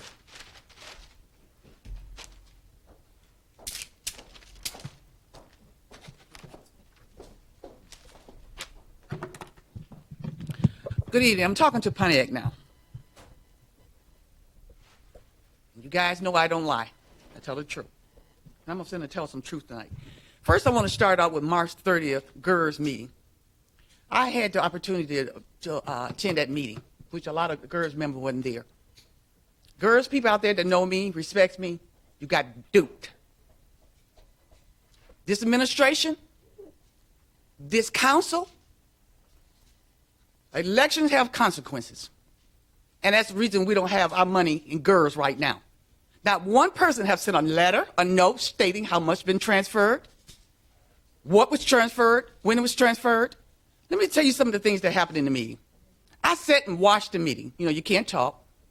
The mayor and I'm gonna put it out there. I'm just gonna put it on everybody. I'm just gonna tell you the truth because I had enough of this. The council had no business incorporating themselves in an ordinance amending GERS to give up that money. If we had an attorney that would tell the truth and do the right thing, she wouldn't have allowed you guys to even do that. But you did, not knowing any better. The mayor brought it to you. We thought in good faith. The mayor said just prior to that, months prior to that, he wanted no parts to do with GERS. Then 2 weeks before it, that things look like things weren't going to settle, then he comes down and asks you, the council, the yes council, would you do it? And you did. That put into motion, then they went to GERS, and they strangled her. I seen a part of Mr. Grimer I never seen. He pushed, and he made. Mr. Albright cried when that vote was done. It felt like the day when I was fighting for Pontiac, the emergency managers here. Mr. Grimer and this council have done something in 3 months that Mayor Waterman couldn't get accomplished in 8 years because the 10th council fought for our retirees. And I'm mad about it. Yes, I'm mad about it because right now we don't even know how much was transferred, when it was transferred. The mayor hadn't said anything. And you know what was so sad about the vote is when they did the vote, and then Councilman Parker, who is over GERS, he made the statement, quote, did we just vote for something that we don't know how to do? That's what's running your GERS right now, Pontiac. Trust nobody with your money. Trust no one. Because now that money's gone. That was the last thing the city of Pontiac that the emergency manager couldn't take from us. And he managed to come in here and do it in 3 months with this council. If things don't go right for the GERS, if we don't get our pay, if we don't get what is given to us, that's supposed to come to us, go to them. They did it. And by the way, Goodman, Pastor James, and Brett, thank you. Because the rest of you may not last for. That was the biggest mistake you've made in council so far. Thank you. Billy Swayzer.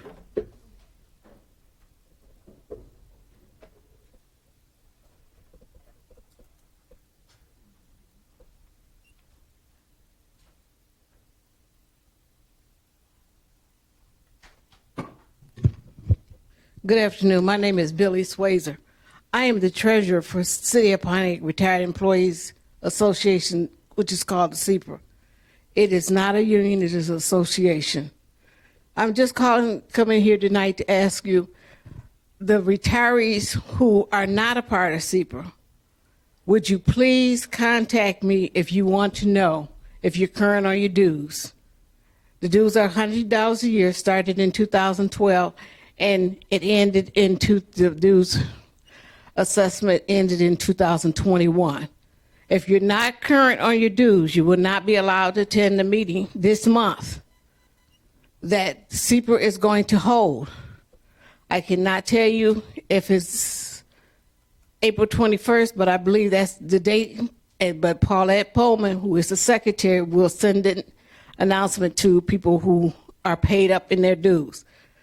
My phone number is 248-875-6091, 248-875-6091.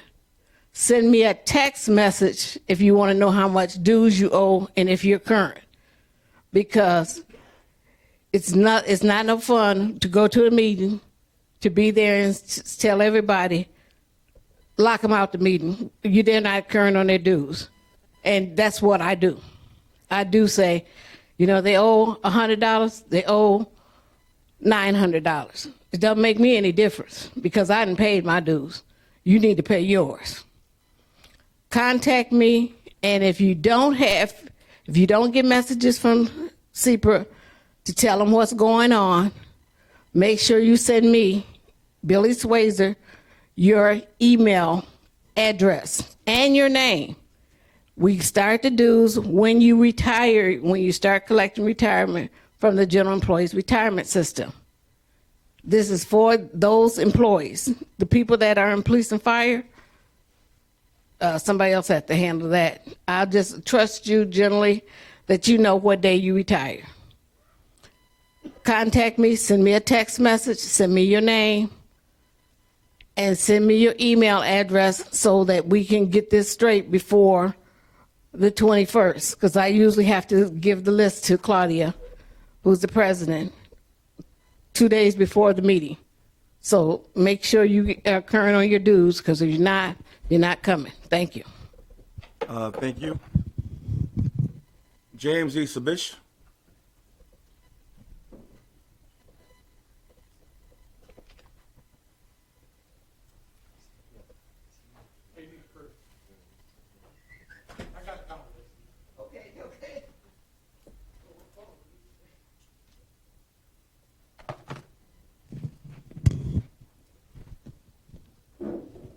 I was at the Barnes Noble process in Rochester recently and picked up a piece of inspiring paper.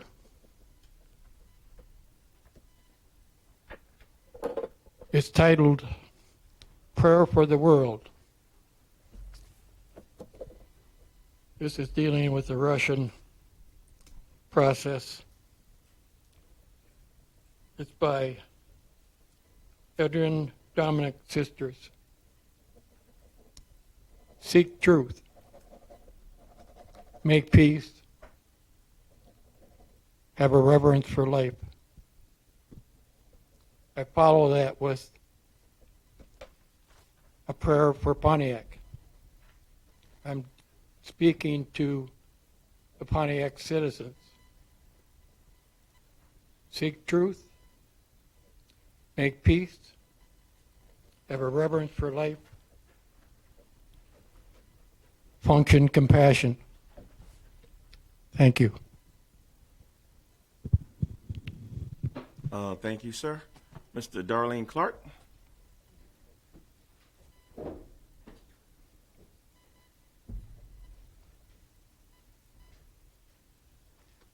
Hi, I'm talking as a resident.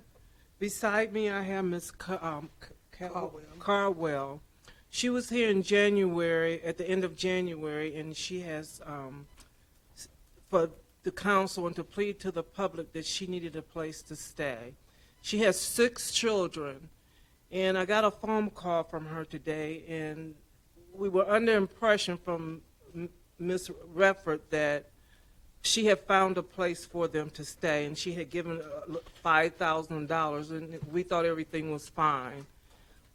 According to her today, it is not fine. She's been in a hotel since February 2nd. She's in a hotel tonight with her 6 children. She did put a call in to Mayor Grimal to discuss with him the situation. He is going to return the call tomorrow, which thank you, Mayor Grimal, for that. This lady needs help. No one's going to help until she clear her name. She wasn't able to put her name on the list to explain what's going on. So I decided I would talk to her since she reached out to me first. So if there's anyone on the council, anyone in the audience, anyone can help this lady find a 4-bedroom home so she and her children can have safe haven. And it's hard. It's hard for a person with 2 children, let alone 6, to get a place. She had limited income. Right now, it's a mess right now. The situation is it's heartbreaking. A mess is not even a word for it. So I applaud to everyone who's listening to the sound of my voice. Help this lady. Help this young lady. It's not fair. She's been there since January. She's been homeless. Just help her.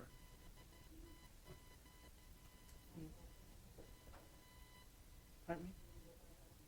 Oh, yeah. What happened? Pardon me? She did get the 5,000? Order. No, sir, Order. I said what happened to the 5,000?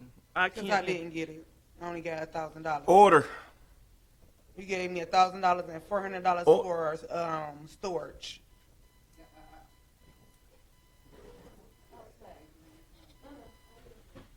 So,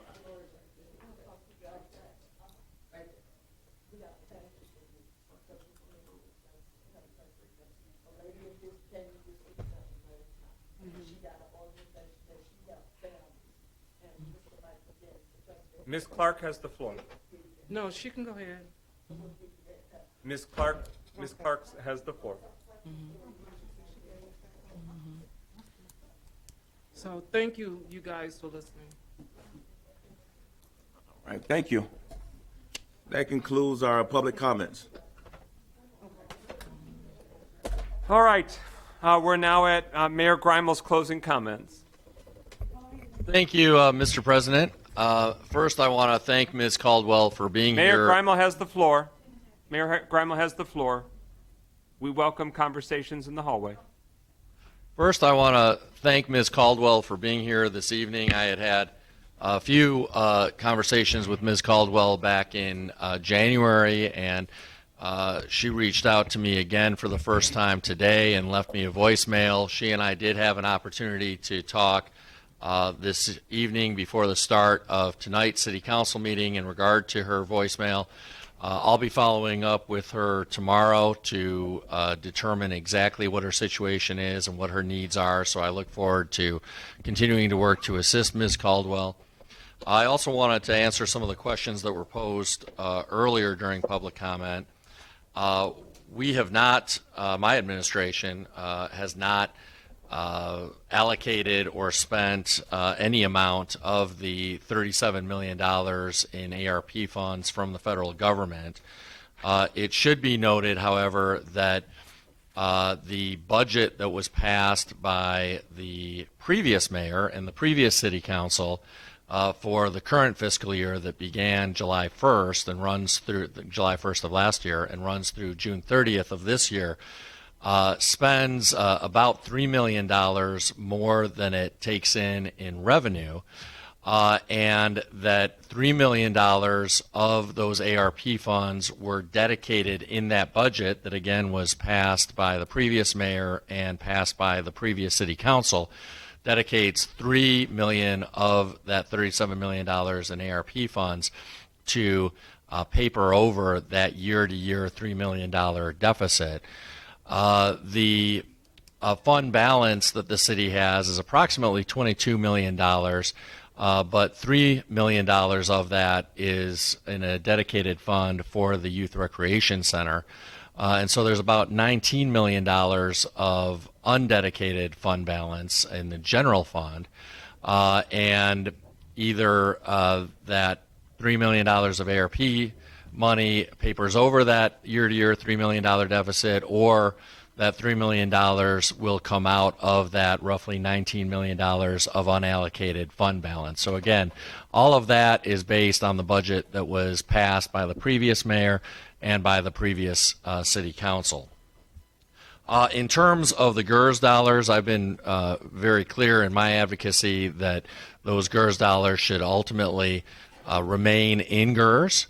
And the reason why the old GERS board voted overwhelmingly, 9-2, including the large majority of retiree representatives on that GERS board, the reason why they voted overwhelmingly 9-2, including the large majority of retiree representatives, to put those funds in escrow is simply because there was an IRS deadline of March 31st to move them out of the old GERS.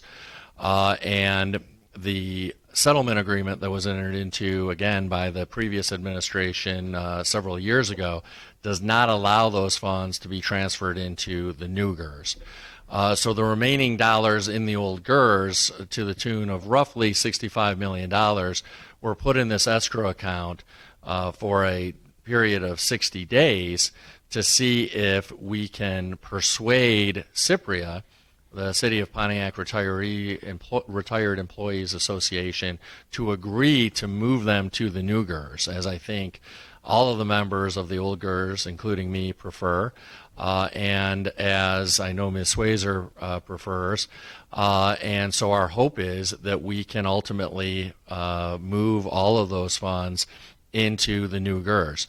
None of those funds, under the terms of the escrow agreement, can go anywhere without the approval of GERS. So I want to really emphasize that those funds are safeguarded, that they cannot go anywhere without the approval of GERS, and that it is my intention, as well as all of the GERS board members' intention, to fight to move all of those dollars to the new GERS, where in my view they belong. But we need to make sure that Cypria signs off on that. And to date, the Cypria board has not been willing to do so and has been threatening litigation if they're just unilaterally moved to the GERS board. So that's why they were put in escrow. In terms of the forensic audit, we moved as expeditiously as possible to bring on a forensic audit firm. That was a process, that was a collaborative process between City Council and the Mayor's office. But at our very first City Council meeting on January 4th, we voted to begin that RFP process. That forensic auditing firm has now been hired and has now just started their work doing that forensic audit, and that work will be done no later than July 30th. I also want to just address the question of the engineering firms. Although the city has continued to retain engineering firms, none of those engineering firms are paid a single cent unless they do work on a specific project. So the number of firms retained simply means that those firms can be used for different projects. But none of those firms are paid any money except in regard to specific construction projects. And all of those approvals and contracts for specific projects and budgeted amounts have to come before City Council for approval.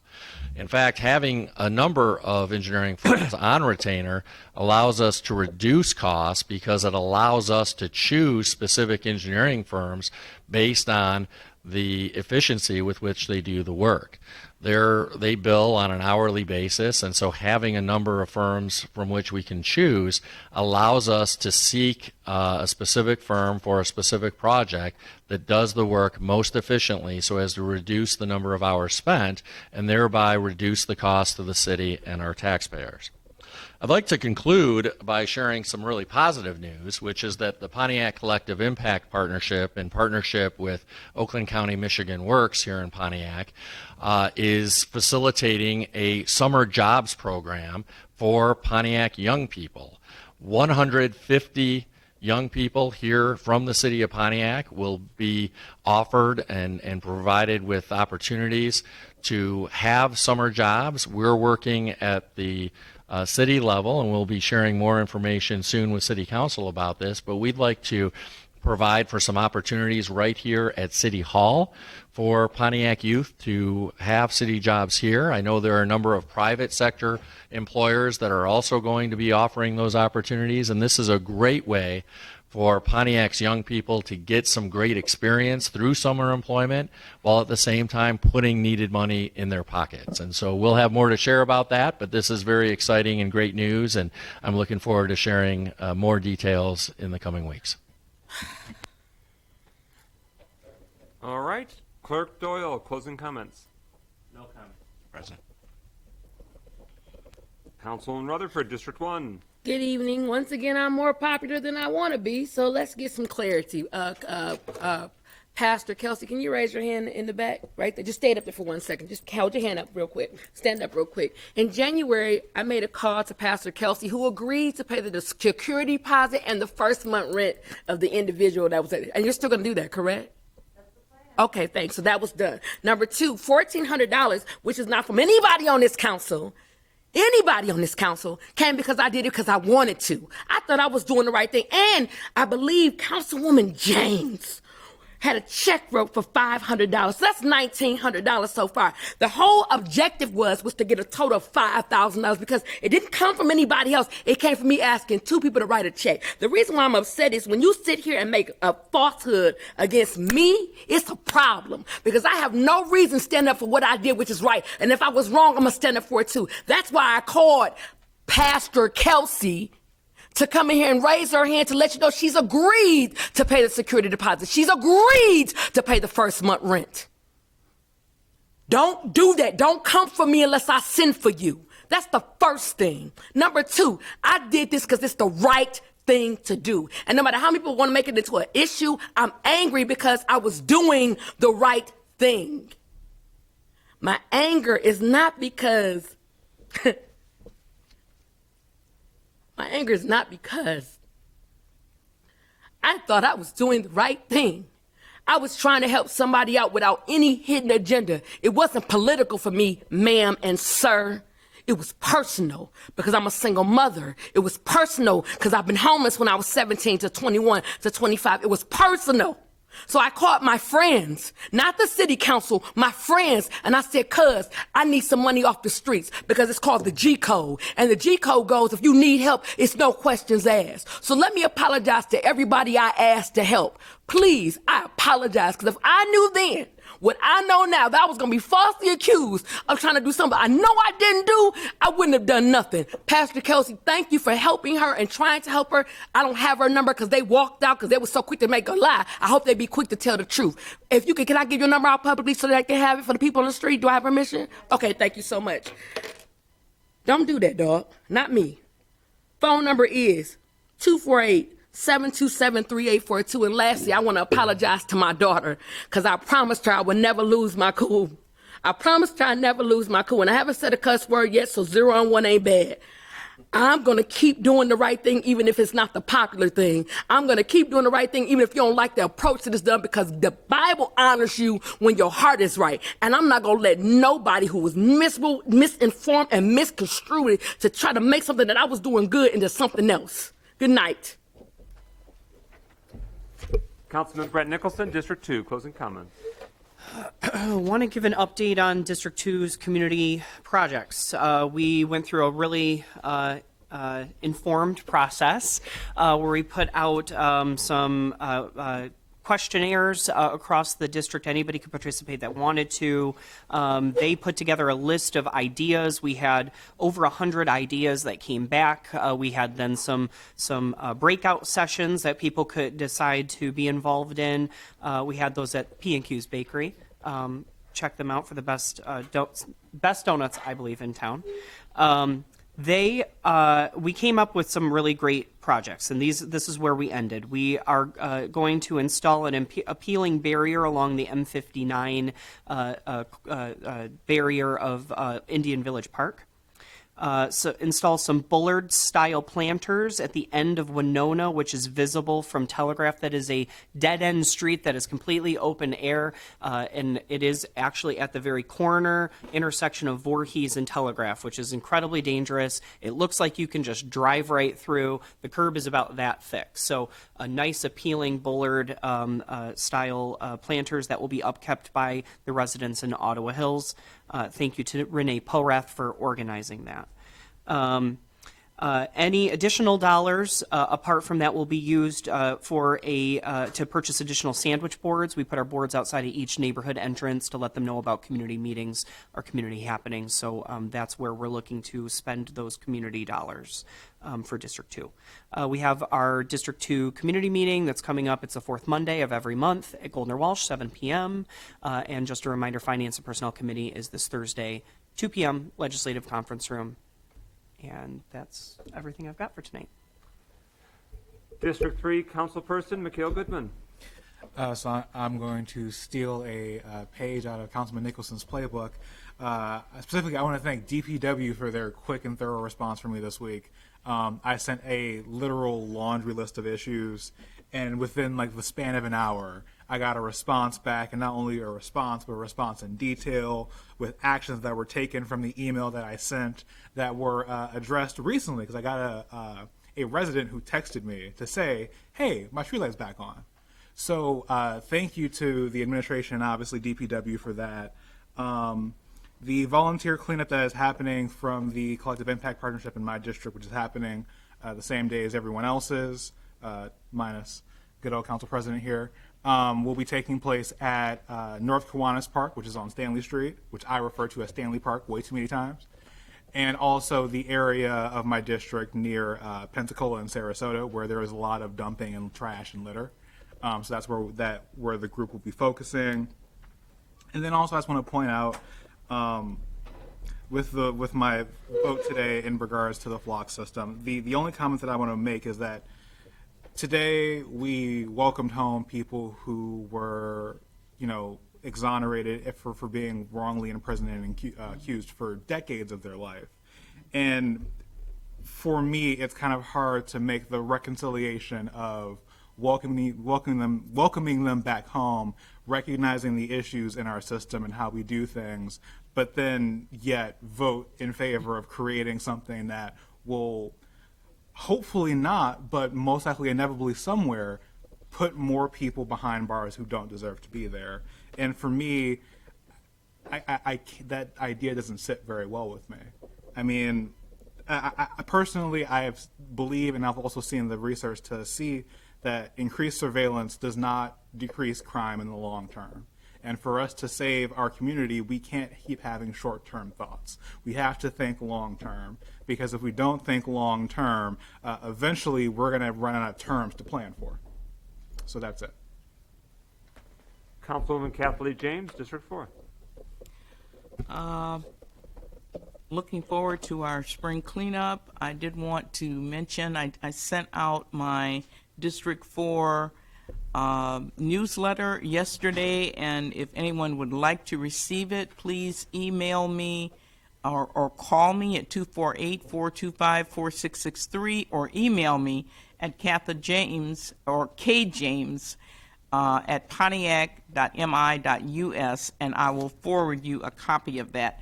I mentioned in the newsletter that I don't have a location for our dumpster for the cleanup because we had hoped to be able to put it in the parking lot of the Oakland Hope building, but we have not gotten approval for that yet. So right now we do not have a location for the dumpster, but I am still working on it. So when I get a location, I'll make sure that everybody knows about it. The park that we're going to be cleaning is Cherry Lawn Park. We're going to be working on Wednesday, the 20th, to clean Cherry Lawn Park. There is quite a bit of graffiti painted on the play equipment. I don't know why we get people that every year they go out there and trash that park for some reason. So we will be taking care of the graffiti. We will be remulching the playscape and just doing some general cleanup in that area. So if you'd like to help us, please come out. Wednesday, we start at 9 o'clock. We've got a GM Cares team that's going to be working with us, but if there are any neighbors in that area that would like to come out and help us, please do so. I'd also like to comment about my vote today in regards to the flock system. I came to this meeting fully prepared to approve that system. However, due to just the presentation and the manner in which the questions that were asked were answered, I could not in good faith approve that system. But I commend our mayor, Mayor Grimel, for at least offering to have a conversation with the sheriff's office in regards to, maybe because we definitely need conversation with the sheriff's office. I think the individuals that were sent to address that were poorly prepared to do so. And, it's just no excuse when you're not sensitive to diversity, when you don't know how to come into a building and talk to people, who don't look like you. It's a problem with that. That's a concern. And so I commend you, Tim. I'm very anxious to see, to hear your feedback from the sheriff's office. But I was extremely disappointed with the presentation of, just the explanations that were given. We voted it in, but it's something that we should feel good about. And for the life of me, I cannot feel good about that vote. So hopefully, though, we will continue to work on this because we are just a long way from where we want to be. Thank you. Councilman William Parker, Jr., District 5. Thank you, Brother President. I think as we sit and think about all that we have done this evening, all of the things that we have discussed this evening, I think all of us have a level of unease. When we think about the flock camera system, I think all of us have a level of unease. But we can't keep saying that we want a safe city without putting systems in place to keep the city safe. We can't keep saying that we want to move forward with the security and working with our sheriff's department and the police and still continue to put handcuffs on them, and what they're saying would help them be able to do their jobs better. At some point, as I said when we began this conversation, Pontiac is going to have to make up their mind whether they want to be a silent city or a safe city. With that, I pray that we can continue to continue the conversation, at least with somebody who can give us a better feeling of safety in this city. Do we have problems with the sheriff's department? Probably. Do we have problems with the police in general? Probably. How do we move forward to make it better is what we have to get to. Lastly, I would just ask that those who don't want their names mentioned in council, don't mention names in council. If we talked, and I thank the mayor for clarifying what happened with GERDs, and I would ask that if you're going to mention my name, please get what I said in the context in which I said it. Because there was a whole lot of other discussion that went on before that conversation and that comment was made. So I appreciate that. Lastly, for those of you who are interested, we are now celebrating Holy Week service at the Providence Missionary Baptist Church, 299 Bagley, from 7 p.m. until the Lord tells us to go home. That will be done from Tuesday through Thursday evening. I believe we'll be doing communion on Thursday evening. Is that still going on? And then we will have a Good Friday service from 12 p.m. until 3 p.m. at Providence Missionary Baptist Church, 299 Bagley. If you want to come out and be re-energized, please come out and share with us. In addition, the District 5 CDC will be meeting April 14th at 6 p.m. downstairs in the Lions Den. We will be discussing our our district cleanup. So all of those of you who's concerned about what the district looked like, come on out and help us decide how we're going to clean it up. I know one of the areas we have to clean up is Galloway Park. So please come out, help us decide. We got some things we need to work on. I want to thank the mayor and his team for what they have done with portions of Walden. We still need to talk about Bay. We still need to talk about Giddings. We still need to talk about some of the other streets that needs to be serviced in District 5, because it seems like we keep getting pushed to the back of the bus. And so however we can do that, I would certainly entertain any conversations that we might be able to have. With that, everybody have a good Holy Week and enjoy your time. Hopefully go to church this Sunday and enjoy Resurrection Sunday with your family. Thank you, President Pro Tem William A. Carrington, District 6. Thank you, Council President. And good evening, everyone. I'd like to thank everybody for their comments tonight, for public comment from our citizens, as well as the council comments. There is a quote by Harvey Mackey, a best-selling author, which states, "Positive thinking is more than just a tagline. It changes the way we behave." And I firmly believe that when I am positive, it not only makes me a better human being, but it also makes those around me better as well. So in other words, if you always stay in the negative, it creates heart disease. If you always stay in the negative, it creates silent killer, which is stress. If you always stay in the negative, then you become a very miserable person. So I stay in the positive, and I'm gonna stay in the positive tonight. Even though I've been hit by a whole bunch of negatives tonight, I'm gonna stay in the positive. But I am gonna continue. This is why it's imperative that citizens of this great city get involved in making this city the best city ever. I say get involved, just don't run your mouth. Get involved. Your work is not just for you. It will inspire others to get involved. A strong community is based on individuals doing their part within their communities. Again, individuals doing their part within their communities.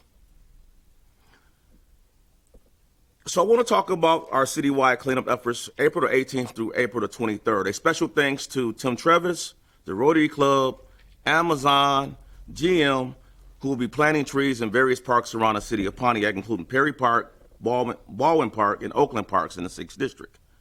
I'll be working across the 6th District to try to assist community groups, We Care Neighborhood Association and GM Housing Neighborhood Association, and high dumping areas.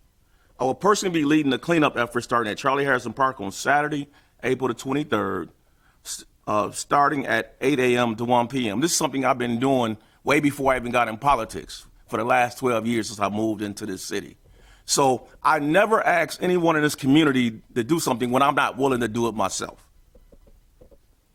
We will be putting new mulch and cleaning up the park. And also kudos to Mr. Vinegar and other residents of the Pontiac Knolls who take their personal time to keep Charlie Harrison Park clean and looking presentable throughout the year when the city of Pontiac has not done this. Our last council meeting, I mentioned several names and organizations that have been an integral part of trying to assist the city of Pontiac in keeping our city clean. Please forgive me for not mentioning Perry Earl Jr., Sean Preston, and Lori Bishop. We appreciate the work that you have done for years, and you have always answered the call to assist others outside of your own districts. This week, please come and join me for the 6th District resident meeting, Thursday, April the 14th from 5 p.m. to 6:30 p.m. The location is the Word Believing Christian Church, 156 University Drive.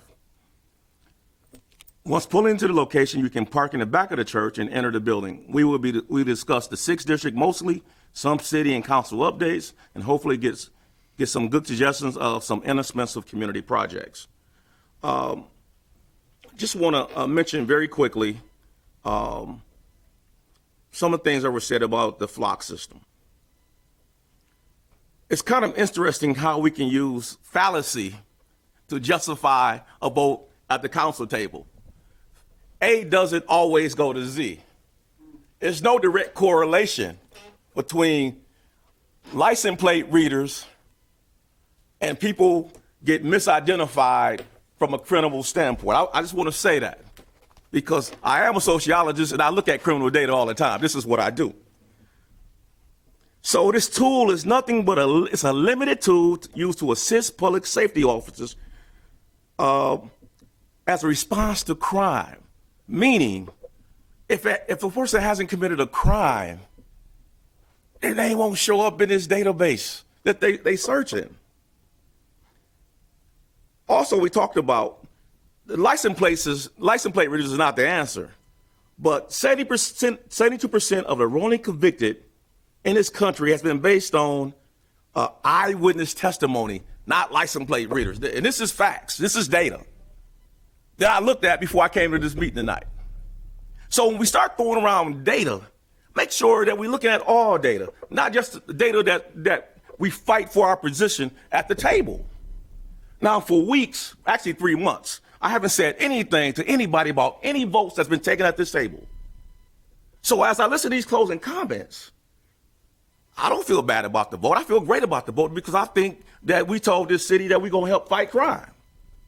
I don't feel uneasy. I don't feel any of that. But I'm not going to allow anybody to tell me that I made the wrong vote when actually they making their own vote from their own emotional decision and not rationalization. So moving forward, as my colleagues, we're not going to have this discussion about people making a vote. I haven't said, even though I disagree with some votes in the past, I haven't said that your vote was bad, that your vote was unfair. I haven't said that. I have never done that. I didn't do it at the school board, and I'm not going to do it now. I don't appreciate that. So we have to understand this. These are very emotional topics, and we all have a right to vote our consciousness. And I have told everybody on this board to vote their consciences. I don't try to influence no one. And I don't expect anybody to try to influence me or make me feel bad, like you slapping me on my hand because I made a vote. In 6 months, we get to look at this system. We get monthly updates. If that system is not working for this community, I'll be the first to say we need to scratch it. And good night. Hi there, I'm Mike. District 7 had their Eastside Community Meeting. Thank you for the great turnout, growing each month. It's the second Monday of every month. It is at, thank you. I'll be even quicker than that, maybe, try to. The second Monday of every month, 7 p.m. at 351 Prospect Street at Prospect Missionary Baptist Church. We welcome you. It's growing every month, and it's a really great deep dive into what's facing our neighborhoods, hearing updates from the community policing team of the Sheriff's Department about opportunities for us to tackle what's happening in our neighborhoods and get some answers. I'm sorry. Second Monday of every month, District 7 meetings. We had a great turnout, and we look forward to the cleanup not only at Murphy Park on Friday, April 22nd from 11 to 3, but also there's other community groups that are going to be starting at City Hall, meeting up at City Hall and then tackling Auburn and Pike and some of the Woodward Loop that gets a lot of debris blowing over and hopefully even further into the neighborhood. So from your specific neighborhood, even if you could just tackle what's in front of your house, it makes a difference. It all adds together and adds positive momentum. And finally, there are community cleanup signs for you to take to your respective districts and disperse, as well as for those residents here with us still. This is your treat and your prize for doing the full meeting spread. We tackled a lot of important issues here tonight, and we always try to be very effective and efficient for your benefit and for the weighty issues before us. With that, is there a motion to adjourn this evening's meeting? So moved. Moved by Goodman, seconded by Parker. Hearing no discussion, roll call on adjournment. Clerk Doyle. Rutherford. Yes. Carrington. Yes. Goodman. Yes. James. Yes. McGinnis. Yes. Nicholson. Yes. Parker. Yes. Sounds like the motion carries, and we're adjourned at 10:27 p.m. Thank you all for caring about our city. What do you think? I was going to ask you the same thing. I'm fine either. I could hang out, or could we schedule to a lot on the there's no way to get through all your whatever's good for you.